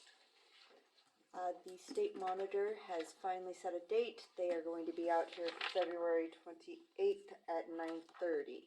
If anybody wants to be involved, they will be here with Karina. They've asked Dan or anyone to take them around to the streets that were done during this last street project. What about, college? Are we still ready to, we're planning on sealing that, or? College might wanna. We wanna hold off on that one. Saw that, could be a little bit more. Yeah, I'm gonna wait just a little bit. Yeah. Pretty sure that's on the list. Are we gonna do any more street repairs? I mean, tearing up. We didn't have another, cause I always thought there was 3-phase, but there's not a planned third phase, is there, Dan? I know it. So, but I think we need to look into what we can afford to do ourselves, Right. than to go through the grant funding, just cause For it's, sure. there's so much, I think we get twice as much done if we do that. I think we could too. Yeah. Visitors, Jeff, you got anything? I don't have anything. Jen, anything else? I don't think so. Okay. Sheriff's report. Okay. Sheriff said we could move you up a little bit, Jody. Just kidding. I say that now, right? Yeah, say that now. First of all, I'll start off with, beginning of this month, Under Sheriff Van Allen, announced that he'd be leaving at the end of the month from the sheriff's office. Craig was the under sheriff, which is the second charge of the sheriff's office, on March 1st. I made Jeff come because Jeff will be filling that position as of March 1st. Secondly, we have the January and February reports here, and I'm gonna go a little bit more in detail than what we have in the past, so, you guys kinda, sometimes you just see abandoned vehicle, it doesn't mean much, so, and because I'm getting older, I gotta take my glasses off to read my phone, so, if you run through there was 131 things in January, which is a little bit more, but right in line with what we normally have. Of course, you have our 911 hang up calls, we're always gonna have that. The abandoned vehicle was weather related, during all the weather. Motor vehicle accident hit and run, was solved. The Dollar General will be taken care of through district court. Agency assist, you see agency assist, that is something like somebody from Cheyenne County was maybe a suspect in a case in another county, we went, grabbed them, interviewed them, or served them, did something with them for that other agency. Animal calls, in January we had 6. The first was a clinic bite, was the health clinic calling us about a dog bite. They're mandatory to report all dog bites to the sheriff's office. If we file charges on that, that'd be district, because it actually didn't happen here, but it's on your guys' list because the reporting party was the clinic, which is inside the city limits. Hopefully that makes sense. Second one was a warning for dogs at large. The third one is a report of dogs running around. Deputies unable to locate the dogs when they showed up to the area. The fourth was a dog at large that was immediately caught by the owner. The person was given a verbal warning. The fifth was a self-report where somebody called in and said they lost their dog, asked us to keep an eye out for it. Called back immediately, said they found their dog. Number 6 was a report of animal in the cold during the cold weather. It was up to par with the state statute, so no action was taken. There's 2 arguments. The first one was an argument that was just an argument. No state statute violations happened, so obviously no charges. The second, old lady seen things that didn't happen at the Cheyenne County Village. No charges, obviously. Cattle out, there was 1 call of livestock of cattle out within city limits. Civil standbys, don't really do a report over those, so don't have really much there. Concerned citizen, you had 2 concerned citizen calls in January. One was we arrested somebody at the laundromat. They left their clothes in the wash machine. The owner of the laundromat called the next day and wanted us to do something with the clothes in the wash machine. The second one was a family situation where no state statute violation happened, so there was no charges. There was a domestic. The first one resulted in an arrest for child endangerment and child abuse. The second one, there was no state violation, so there was no arrest. EMS ambulance runs. We're back for a while. We weren't assisting EMS because of COVID. We're back to assisting EMS more. 9 follow-up, everything that I'm reading to you takes follow-up. You have to go knock on doors and talk to everybody, so there was 9 follow-ups. Missing person was easily located and found. Lost stolen license plate. Somebody saying all this weather, snow build up, their license plate fell off, they lost her. Somebody told they have to come and get a report for us to get issued a new one from the state. That's what that is. Motorist assist was also storm related. 1 motor vehicle accident. Parking complaint we've already talked about. 7, patrol initiated behavior. These range from anything to making contact with citizens, stopping, doing a follow-up on a case, talking to somebody about, have you seen anything going on in your neighborhood, that type of stuff. Property damage, check on this one, make sure I have the right month. It's still underneath investigation. It was a mailbox. So we'll move on into February. Had another hit and run, district court, animal call, truck driver accidentally left his dog behind when he delivered stuff. The dog was taken to the vet clinic, and an arrangement was made for him to come pick it back up. The high school, there was an unclaimed dog taken to the vet. Concerned citizen, the first one was a car alarm going off in the middle of the night. The second one was an elderly lady at Cheyenne Manor thinking kids were in her room. Credit card fraud, that case is still underneath investigation. Stalking was reported somebody following somebody down the street. Deputy arrived within 3 minutes, was unable to locate the vehicle. The stolen vehicle has been solved. It will be going through district court. The vehicle has been recovered. Vandalism of the barn door on North Street was damaged. It's still underneath investigation. The argument that's on here happened last night, and I have not seen the reports yet to comment on what happened, but I know there was no arrest. So that's January and February up to date, up to last night for the sheriff's office. And those are just the incidences that happened in the city limits of St. Francis. Do you guys have any questions on that? Do you guys like getting a little bit more information so it's not just a blank 3 arguments? Yeah. You know, you guys can, you know, Yeah. Well, that way we know if Somebody it's asked. resolved, if there's pending pending charges, or if cases they're that we gonna be don't know going, over district going court. through city court or district court, something like that. As you can see, majority of those cases are resolved or on their way to being resolved in court, but most of them are through the district court.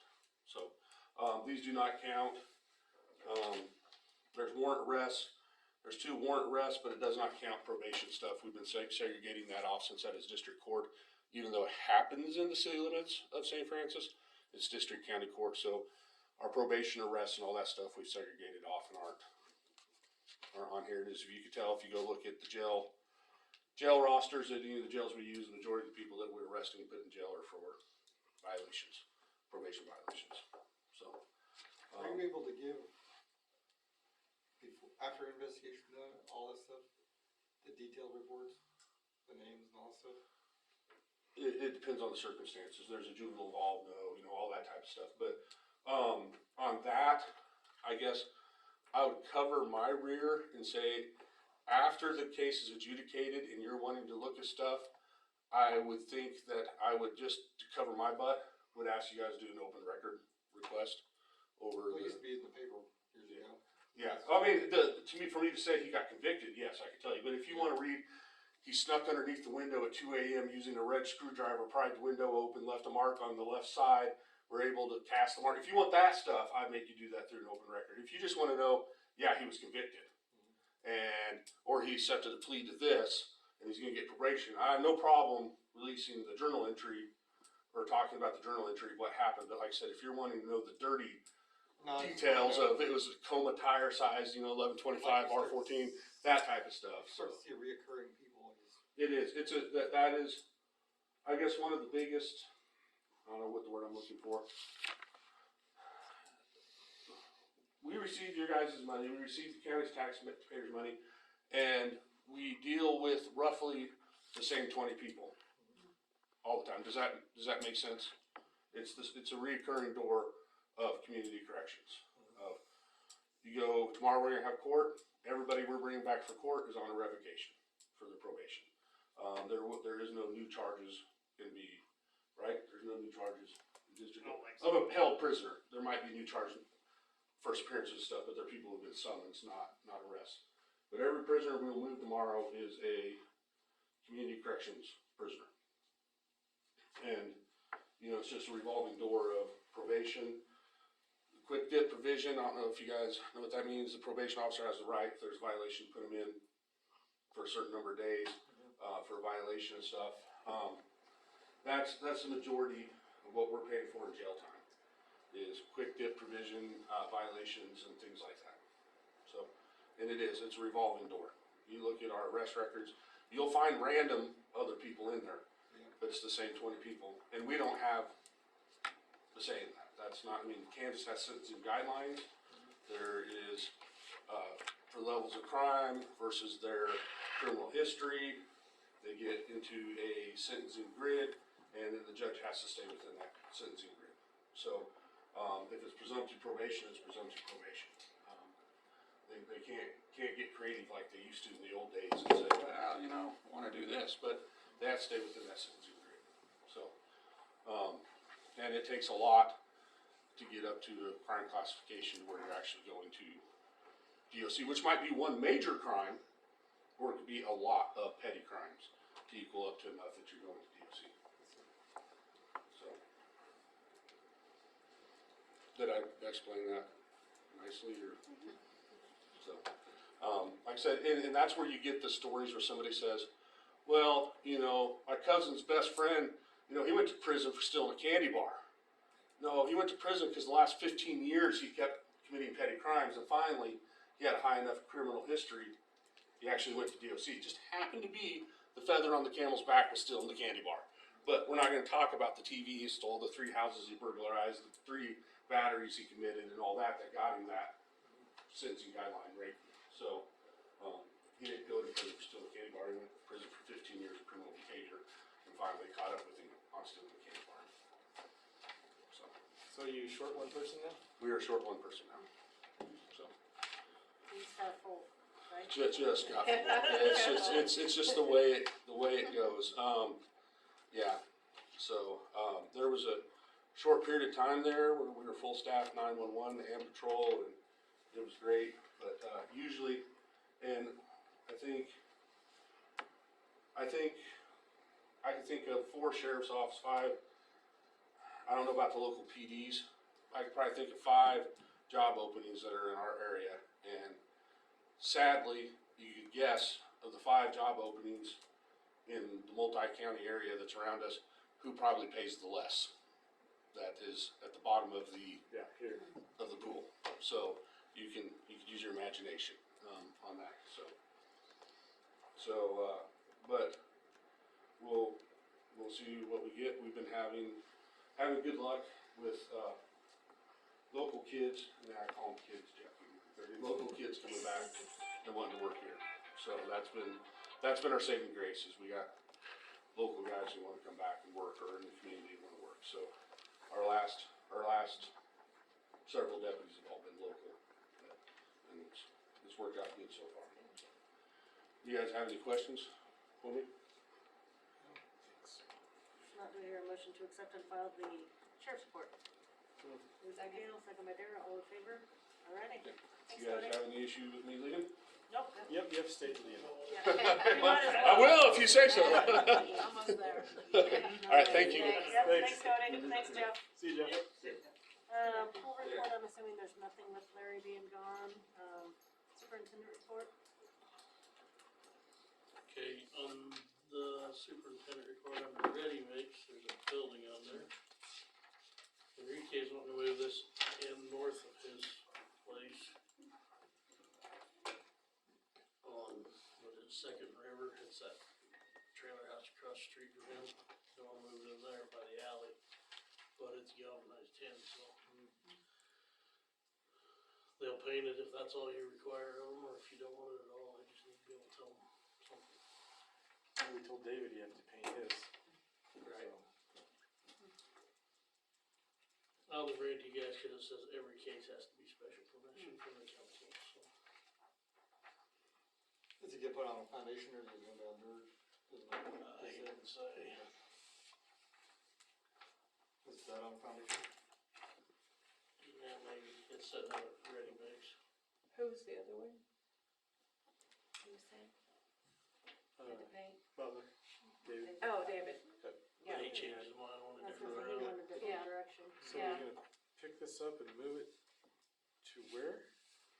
Second River, So that trailer house right south north of his house? Enrique's, Where he's putting it, or down by the alley, or? by the alley, Gotcha. but it's corner lots of the house, from the scene. You know what?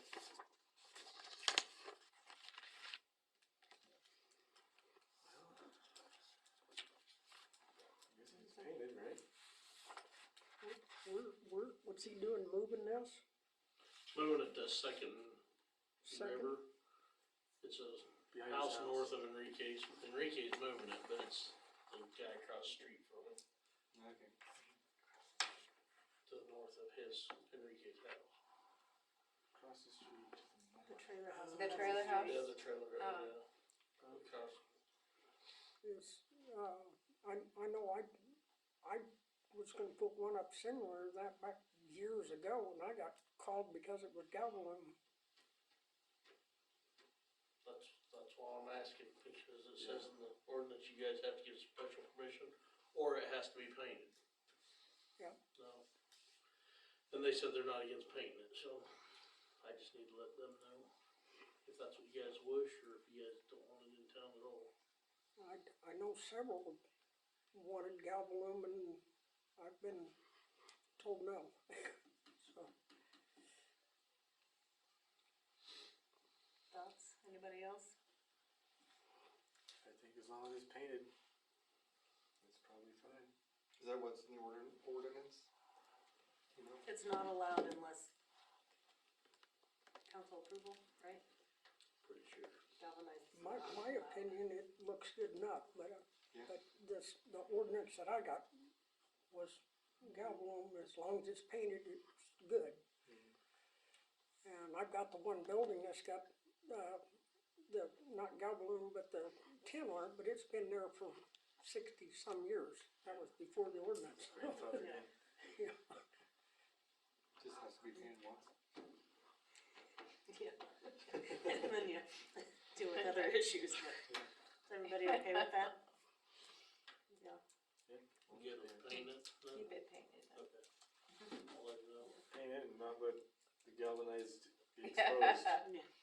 Keep it painted. Yeah. That'll be down the road project. Property cleanup. Yeah, probably. There is one building in town that I didn't get to yet, I told you about it. They, trying to think the address on Benton, right on North Benton, they closed in a carport, I never caught them. Yeah. And they did put galvalume on the roof. I didn't get by there. Tried to Is that the one that's painted galvalume, or is that galvalume? No, it's not painted.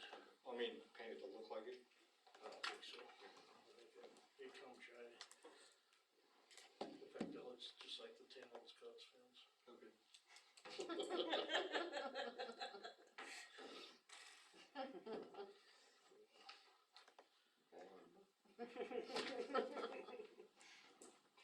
And I think we're starting to get stuff figured out, but don't be surprised if you hear different things about the insurance on all of our buildings. We had to go around and do 17 surveys on all the buildings. And the power plant, they were gonna drop the power plant, now I've heard they're not gonna drop the power plant, so I don't know where we're at. I guess we'll keep going until they tell us we don't have insurance. And schools got that too. Yeah, the schools run through the same thing. Yeah.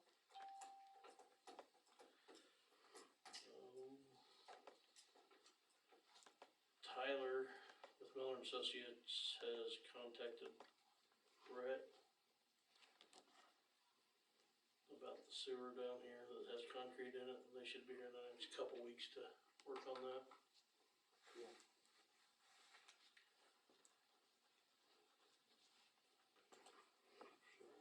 Power plant boiler passed its inspection. I do have 3, I think, jackhammer quotes they're for like hooking on the skid steer. They're not cheap, but we had to borrow Brock's the last water leak we had. It's just something to be thinking about. I mean, if we want to do it, the quotes are here, but if Brock would be tied up or something like that, we'd be. Now, are you looking for one for the skidster, or are you looking for independent Skid steer. for a skidster? I'm too old to run them other ones. I'm sorry? I'm too old to run them other ones. Is it Atlas, the quote? No, there's one under New Holland. Oh, The New Holland would actually match up with what our machine is. yeah, I think it's 10.5. yeah. Is that new or? Yes. Okay. 3-year warranty. I was always gonna look at used, and then I started talking to people, and they said most of the used ones you get are already beat to death. I know that, it doesn't always sound the best, but, they sell quite a few of them at that auction, and they're way cheaper, and they're brand new.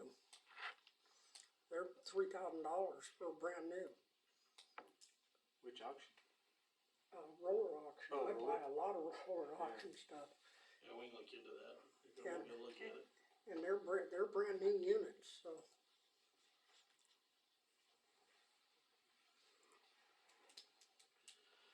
Atlas Automation has got the water system in and done.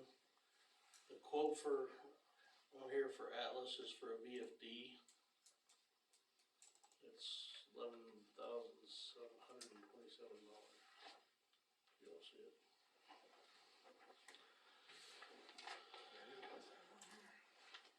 Basically what a VFD does is if, like we put it up at our reservoir, and like, if we have to do any tower work or anything, we shut the tower down, the VFD will hold the pressure to town for the most part with less water waste.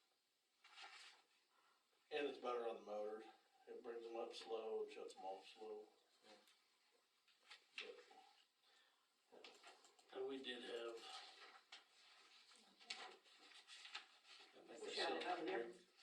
I think I sent about that paper, but there is still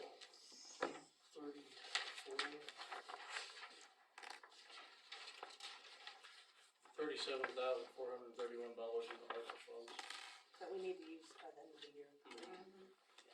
I figured this is still part of the water system, if that's what you guys would choose to do that. Yeah. Paid Second. through ARPA, yes? Yep. Moved by Justin, seconded by Joe, all in favor? Back to the, skid steer, are we trying to stay in-house or is trying not to?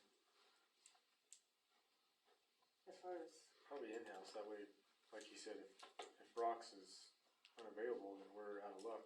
I mean, where we purchasing buy You mean in-house. doing the work? No, purchasing- buying Purchase. local. Local. Oh, gotcha. Yeah.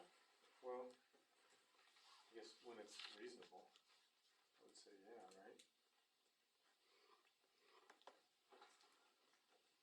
Where's the New Holland quote from? Is that? Yost. Oh, it's, okay, Yeah, that would be exactly for our machine. yeah, We got a new but we're machine, spending so. public's money too, so we gotta, Keep the tax dollars. yeah. Mm-hmm. Yeah. But 3,000 to 10,000, Yeah. if that's the case, but I'm sorry, if we do find one for $3,000, that's quite a savings. yeah. Everything hooks yeah. up same? And they've It's the got, same deal, yeah. they've got a warranty on it, like I said, I bought a lot of stuff there, and they've got a warranty, and they, Yeah, We'll see what the hydraulic pressure and stuff is in it. yeah, be sure it's a one-for-one deal. Yeah. depending on how many pounds you want, they have all the specs on there, so you can go by the spec, and Okay. Yeah, I'll look into it.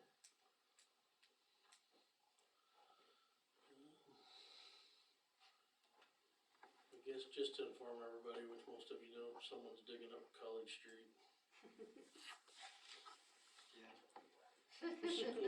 School has a major sewer issue, there's no choice, they tried everything School's possible. closed tomorrow, so, Really? yeah. Whoa. I mean, they even called Johnson in here and tried to run the camera through to keep from tearing the street up, it just wasn't gonna happen. But Where's the big hole? then, as I say, then when they knocked the asphalt out, the street fell in, so it was about to do them anyway. It's a picture, I mean, yeah, just pop right there, there's a big void down there. It's probably So- Kevin's fault. I don't have time before somebody comes in there and Yeah. dumps in there. Major backup too. Yeah. Yeah, like Still, 2 there's years. two worth lines, of- two lines going from the school in there, and it's both plugged up. Well, actually, now they're draining down in your sewer. I think I skipped, did a McGuire iron, did I bring that up? It's on the No. superintendent, superintendent report. Oh, yeah. That's what the cost would be for them to wash out the tower. And do an inspection, and that's what Amanda and I and a couple of other guys met with them the other day, that's what their suggestion was to start with. Was to just wash it out. Where's the There price? again, I'd like to get the VFD installed first, so Mhm. might push it down the road a little bit, Cause they said what, the spring, that they could probably.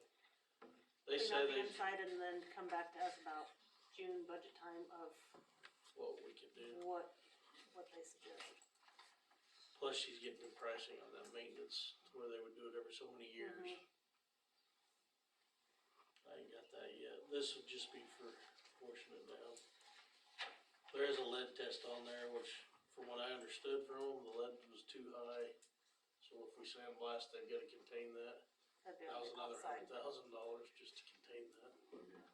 $100,000 to blast it and paint it, and $100,000 to contain the lead paint. Wow. So, Money well spent. and we're looking at what, $1 million? What was it, for a new water tower? Is it 1.1, 1.2 thereabouts, I think, I think that's what he said. to do something comparable to what we have. So, I think the tank outside the town's a better idea. I do know reading in here, it talked about the antennas and stuff, and I ain't climbing up there to take them down.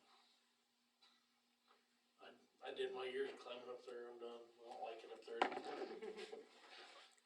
They want them down? Well, for work, they don't wanna mess with them if they gotta Right. work on it, so I don't know what we do at that point. Call them. call Verizon and Yeah. whoever else and tell them to. Come get your antennas down for a Build little a, bit. build a temporary tower.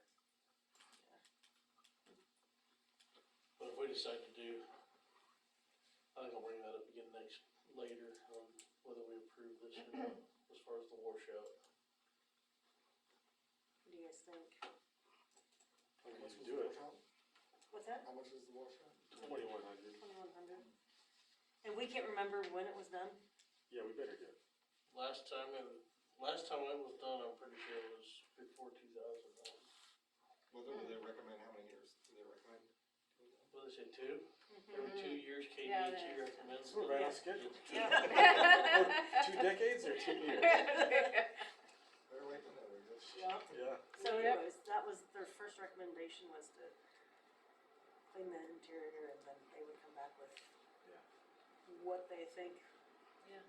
the lifespan of our water tower. And I mean, there was a few different things that, Yeah, the ladder's not to OSHA regulations. and the railing around the top is not, I Probably mean, not safe enough. and they basically said one of Top of those, it, so. depending on, you might get somebody that okays it for 5 years and then all of a sudden you get inspected and you get written up for, another was one of the, having a lock, what was that on the, or the On the lease valve? hatch? Yeah. Put a lock on the hatch. Mm-hmm. Oh, no, you're talking about the overflow. Overflow, yeah. Yeah, it's supposed to have a valve in there that shuts off. So, I mean, there's some minor things that could be done, but overall, we need to see how much it's Yeah, gonna if you cost, guys how wanna much get- we're gonna start putting towards an old water tower when, if we're gonna have to look at eventually upgrading to a new one. That when, and they kind of talk like they would kind of go over that with us as far as options, as far as what options we have. Life expectancy of the one we have. I think were they gonna take the spider rods out? That was one of the recommendations. To take the Was they spider gonna do rods that if they drained it? I don't remember. So it has spider rods in the top of it. They're supposed to be for when they set it up. They don't do anything now. They're just still there. They're starting to show corrosion and stuff, so. How long will it be down from completing? They say 3.5 to 4 hours. Cause that's what I noticed on that quote. You start getting any more than that, it starts getting pretty expensive. We just need to do it. Is that what we're, Yep, um, moved by Justin, Okay. second by Kale, all in favor?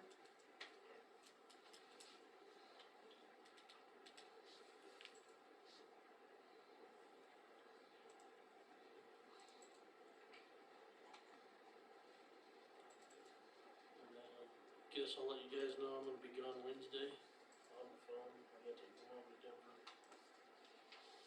And then I need maybe 3 minutes executive session from non-elected personnel application review. Any questions for Dan? Have you guys made any decisions on the recycling committee? No? No Have we movement? met? I didn't know if there was No. any movement. Yeah. I we gotta probably need to Busy on that. And they were asking at the theater board meeting the other day, any contractors at, Even the ones I had that were gonna look at it haven't showed up to have, look at it. okay, we're just Did you know anybody that wants, bringing it up. yeah, the plans are right there.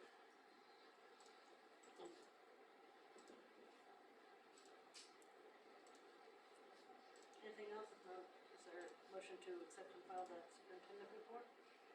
Moved by Justin, Second. second by Darrell, all in favor?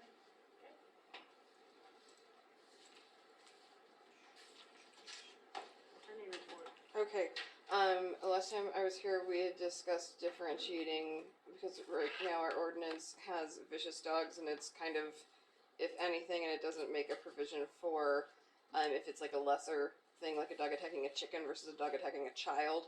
And so I put a link out on the attorney link. I put a question out, and there were several things that came back. One of the things is that a city has a different ordinance for dangerous versus vicious, and dangerous is if it attacks like livestock or domestically kept chickens or something along that line, and there's a set fee or fine for it. And then vicious is if it attacks another dog or a person. There's another one that says anything with a bite that is a person, a dog, or a cat is they treat it as vicious, but they don't. But they leave kind of the any farm animals or chickens or anything like that. They leave it as a civil matter, and that can be resolved by privately. There was another city that says if it kills anything, they require either removal or destruction of the dog, which I don't think we want to be that severe.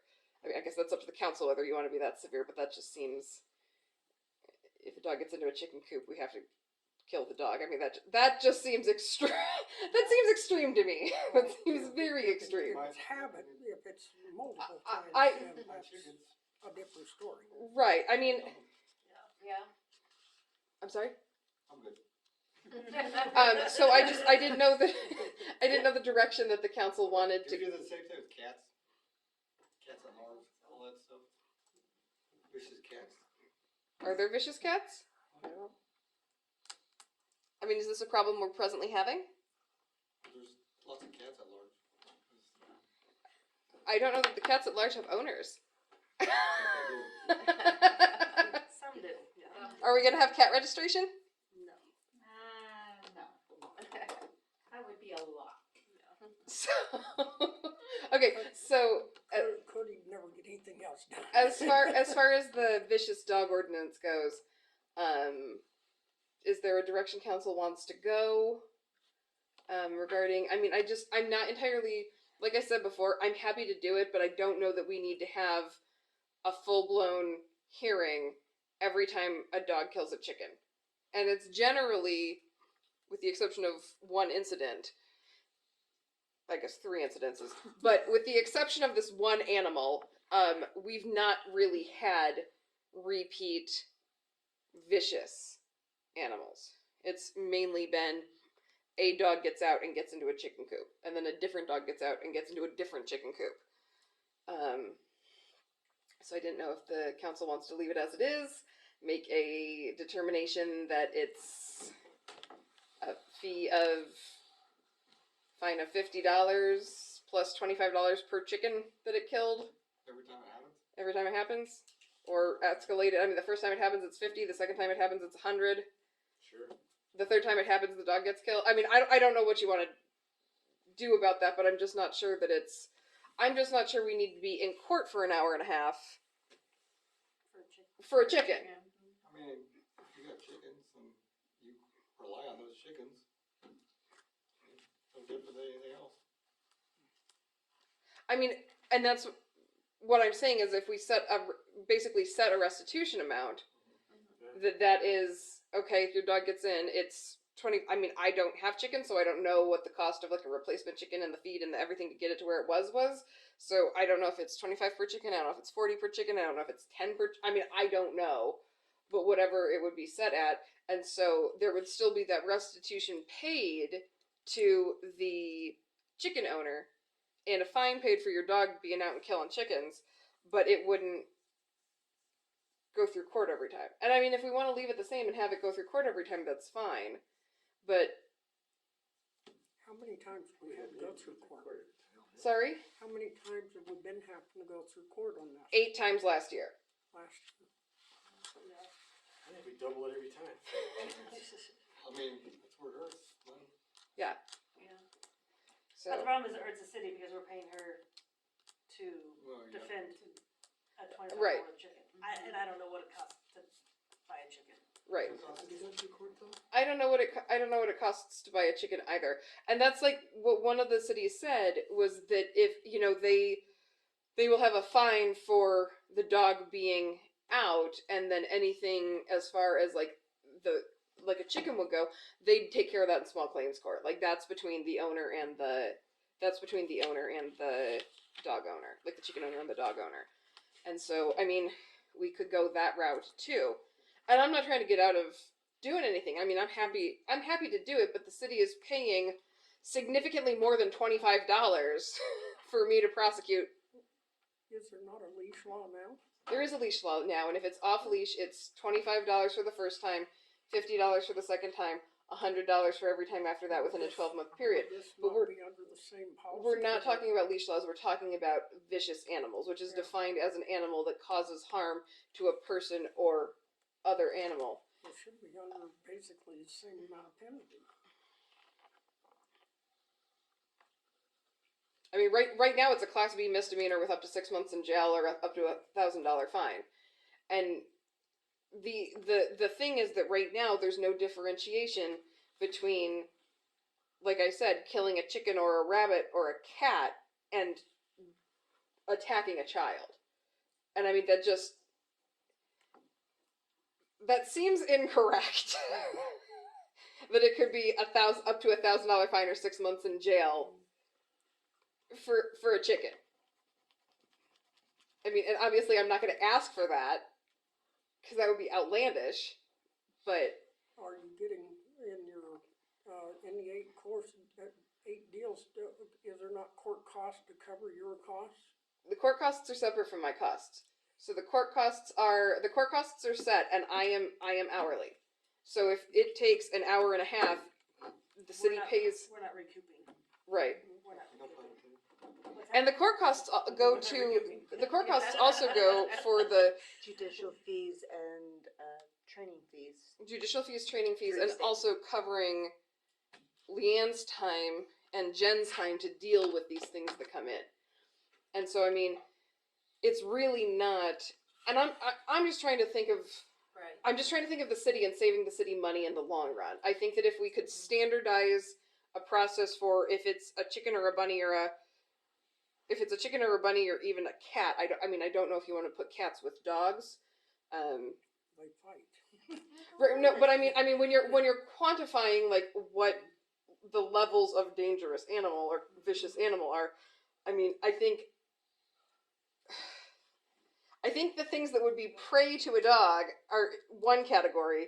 Another dog or like livestock is a middle category, and then attacking a person is the most severe. I mean, I think and by having like a set fee, I mean, if they want to fight it, they can come to court. But oftentimes, they come to court and they're not wanting to fight it, but we still have to go through the whole process because as they're supposed to, because there's no defined penalty, they write "see judge."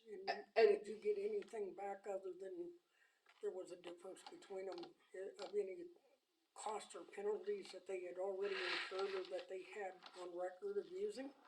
I don't have anything. Hold on, let me pull up this other one right here. Have you visited any with Cody about modifying this just to make sure that if we modify it, that it would I didn't because I didn't know if the city wanted to, I mean, I didn't know what direction the city wanted to go. So I didn't, I mean, if I don't want to go to him and say, hey, we're thinking about modifying this. I may reach out to him, just get his thoughts. and Yeah, then we or I can mean, follow up, yeah. you can reach out to him, or I can reach out to him. I mean, I would think it would be easier for them to have this standardized because, quite frankly, if it goes to if it goes to court, they put C judge, it goes to a first appearance. If they decide they want to fight it, then it goes to, if they decide they want to fight it, then it goes to a hearing. I have to subpoena a deputy, whoever the deputy was. They have to give me their body cam footage. I have to play it in the court to prove what was going on. They have to testify to it. Whereas if it's a chicken and we put, this is the fine, all of that can be avoided. I'll reach out to If Cody. they then. agree. I'll Yeah. touch base with you. Sounds good. You guys, all right, with that, Yeah. so from there, see. I mean, I don't have a problem with it, if one dog happens to eat one chicken, yeah, but if it's the same dog occurring over and over. Right. And I think, yeah, and Yeah, no, I agree with that, but I mean, I think, you know, if it's one dog with one chicken, and then it happens a second time, it goes up to a steep penalty, and then the third time it is, you come to court because this is obviously a problem. yeah, Yeah. no. And so, yeah, if you want to touch base with Cody and then let me know, and I'll try and have something for the council for the next meeting. Yep. If that, I'll try and have something for council for the first meeting in March because with farm return season, I might not be able to get that done by the next meeting, but Not a problem. we'll have that. I had somebody asked me about if rabies shots are good for 3 years. Can they just register their dog for 3 years? And I said, that's not a question. I mean, that's not how the ordinance is written, but I'll bring it to the council. I don't know that we'd wanna do that just for ones that, I mean, my response was, well, what if the animal passes away like 1 year later? And they said, well, like I would be fine with not getting my money back. And that's one person, but someone was just like, I have to register my dog every year. And this is, I think, them just venting in my office, but I still said I'd bring it to council. So I'm bringing it to council. I feel like that might be a headache for you. So, if it's okay if I speak, part of the reason we tag them every year is, and I know we would have the record every 3 years, but the tagging system is a two-part thing. One, to make sure the animals have their rabies, so we don't have rabid animals running around. Right. But the other thing is, it's supposed to be, if people put those tags on every year, like if the sheriff's deputy picks up an animal, they can say, Jen, I have tag number 1 here. And so I realized, but every 3 years that would be staggered, and it would be hard to be have that confusing. tagging system. And it's $3 an animal. Like if they're fixed, it's only $3. Right. And I don't think it was the cost. It was the Just doing it. it was just the doing it. It was the getting. It was the what it sounded like. What it sounded like was getting the vet records to bring in every single time. So we Which- don't, so if we have a dog that, like, say their rabies was this year, and we have a copy of rabies certificate, the next year, as long as we can look back and see that it doesn't expire for the 3 years, we don't make them always bring in the rabies certificate. they just have to bring it in once every 3 years. Right, and so, I'm not sure they know that. Okay, I will. yeah, Pass so along that's, I'll pass along that information. They brought it up to me, and I said, that would be a question for the council, and they said, we'll ask it, and I said, okay, I'll bring it up to the council, so I've asked it, and I will let them know. I wanted to circle back to the tree thing, so as to not put the city in a position. Would the city be agreeable? I am happy to try and resolve it, so it doesn't open a can of worms for the city.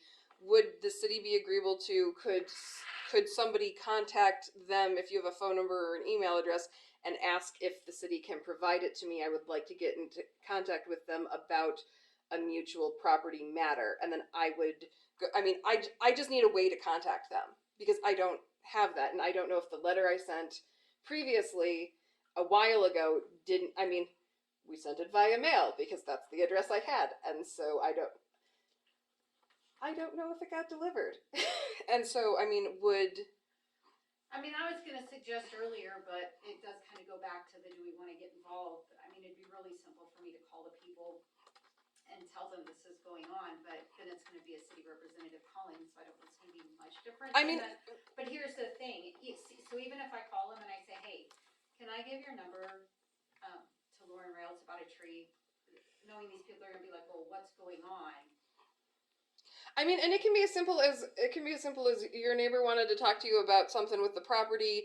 They asked if we could give you their contact. They asked if we could get give their contact information. So we're reaching out. I mean, if I can get a phone number, or I can get an email, or I can get something that like I know I'm contacting the right person and not like. I in full candor don't know if they ever got the letter that I sent. They might not have. Yeah. And so I mean. I would be happy. So if the city wants to not send a letter, I will be happy to try and resolve it neighborly. I mean, I'm not trying to be contentious. I just went through that thing, but I mean, I see the can. I do see the can of worms that could open for a city, and we have enough of the property cleanup. And so, rather before we go down that route, because it's going to be a whole other form. It's going to be a whole other notice. And we're going to have the pictures, and we're going to have. I mean, it's going to be a whole thing. And I get that. So if the city, I guess, wouldn't mind contacting my neighbors and just saying, because there's another thing that if I can get in touch with them, I'd like to talk to them about it anyways. And it's just, since we don't know who's coming in, we'd like their permission to go on the other. I mean, I know we have their, huh? I guess I feel like the cat's already out of the bag, just with minutes. Well, right. I mean, it'll be discussed, but I would rather try and resolve it. But you already just said it, that as I read this ordinance, Right. that we should send a letter. As it is written, I think it rises to the level that it can have a letter. But as the council and Mayor Milne brought up, I do think it rises to that level. But I haven't had a chance to try and resolve. I mean, it may not need to open that can of worms. We're trying to make the first time, before the ordinance came up, that I think by looking at this ordinance, that we go by the letter. So, I mean, if anybody wants to look at the minutes now, they say, well, right here, I got a problem with this tree. She said by this ordinance, they should look at my tree. And they can look at the tree. And the council can make a determination of whether it rises to that level or not. And if the council decides no, then the letter doesn't get sent.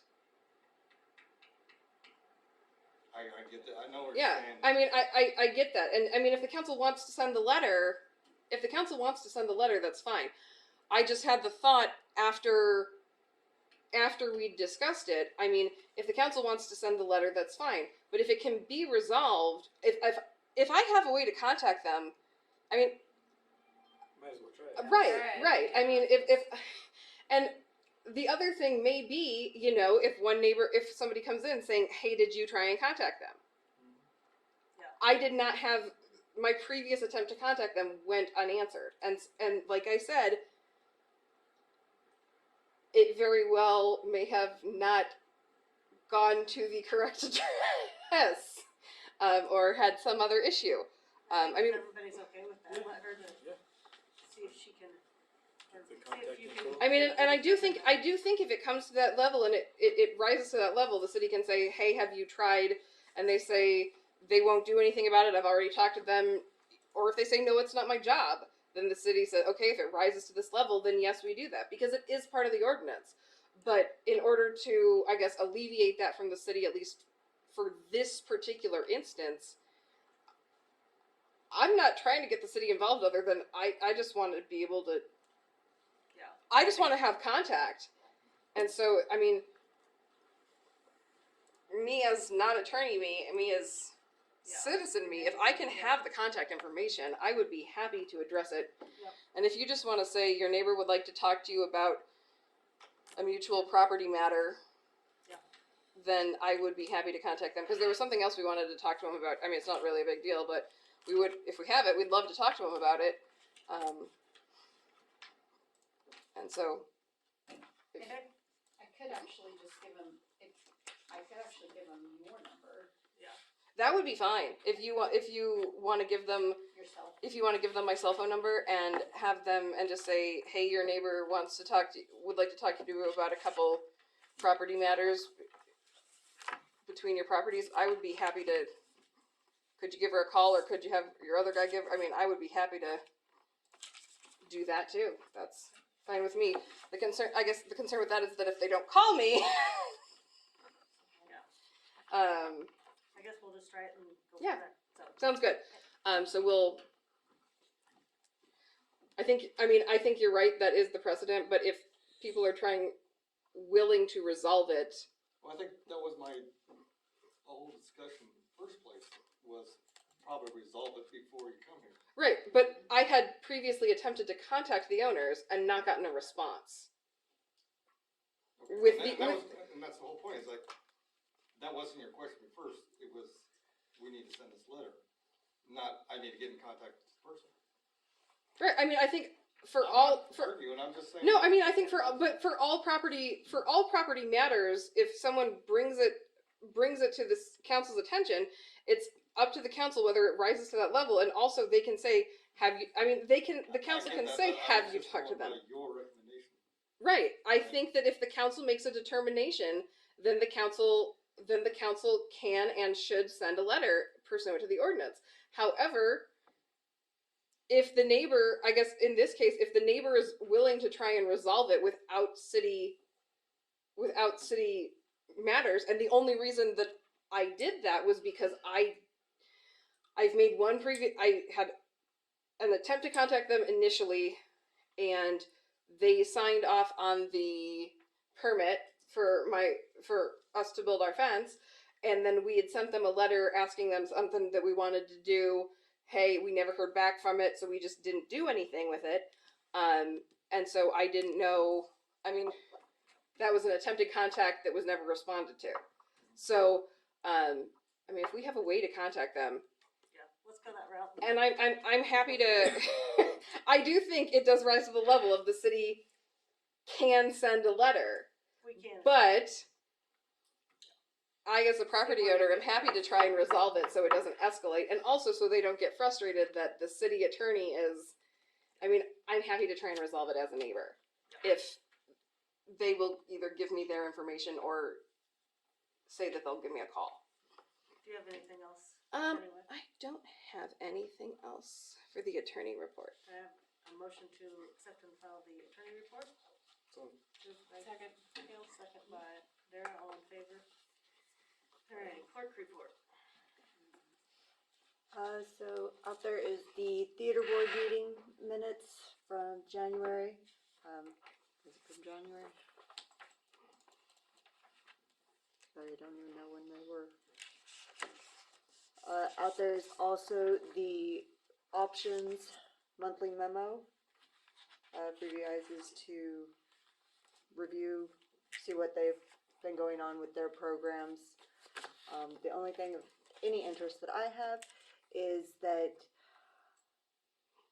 the council wanting us to make the invoices for the customer emails once every year instead of doing it monthly, because I believe it's the $4 a month, which would be a total of $48 for the annual, and just to charge them monthly, or charge them annually instead of monthly. Yes. Okay.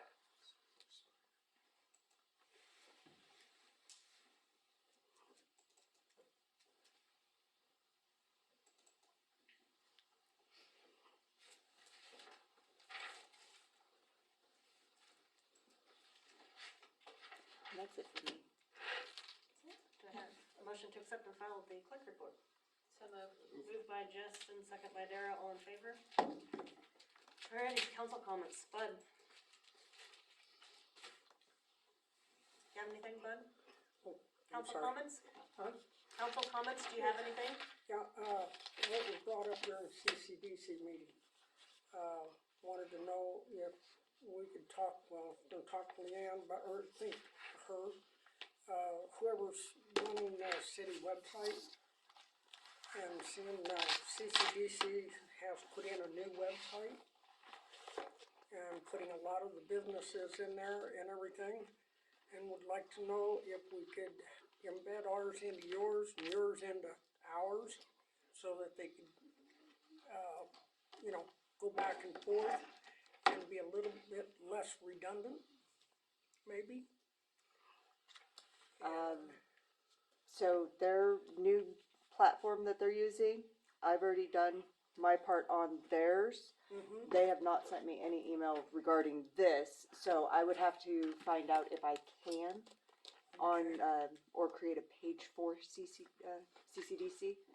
As of right now, I don't believe they have their own page, I just think they have their, information for their It business. just got up and running.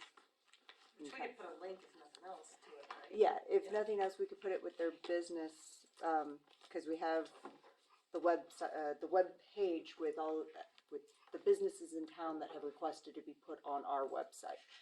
We would be able to put a link to their website on that area without a problem. And vice versa, we'd have a link on ours to be able to go to the city, so if you're at one, you can go to the other one. Because we're also on, through CCDC, I'm trying to get a hold of a list of, hunters and, anybody that has anything to do with hunting or, and putting them in there. And, we're putting in a lot of new information on CCDC. And, Yeah, I think, get with Leanne and see and I what we just can thought do to. I told her I'd bring it up here and talk to you if you can do it. And I guess, probably talk to Chris, if you find out what you can do, get with her and. Yeah. Okay. Caleb? Who is, maintaining the road, River Street south of 36, within the city limits? Isn't the county, The state.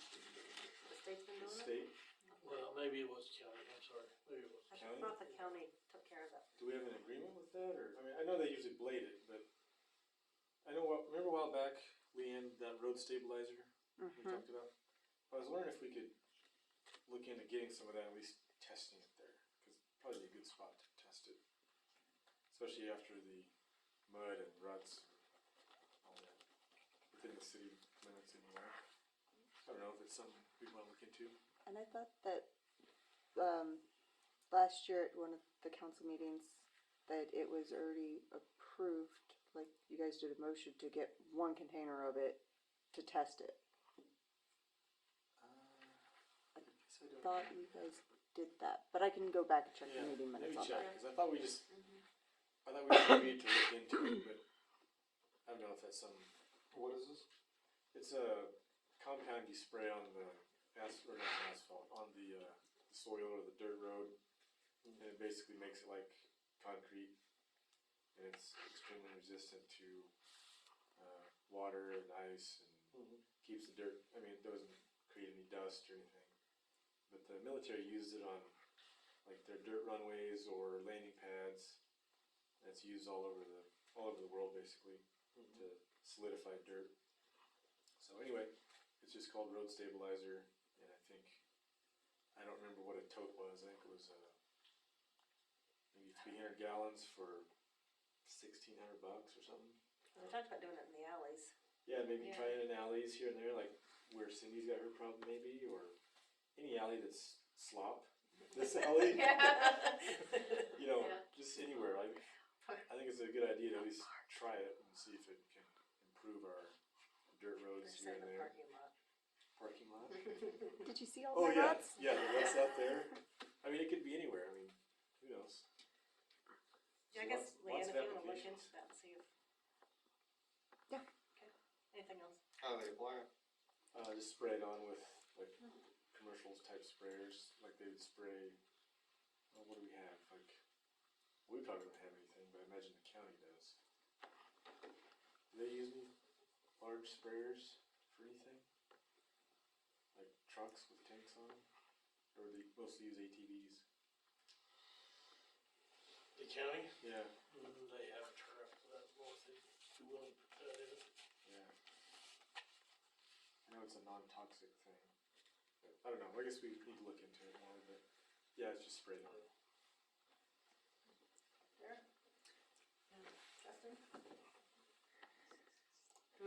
review the bills first, or Dan's, yeah, review the bills and then we'll do his executive session. Anybody see anything on the bills that? I noticed the natural gas price is dropping. Yeah.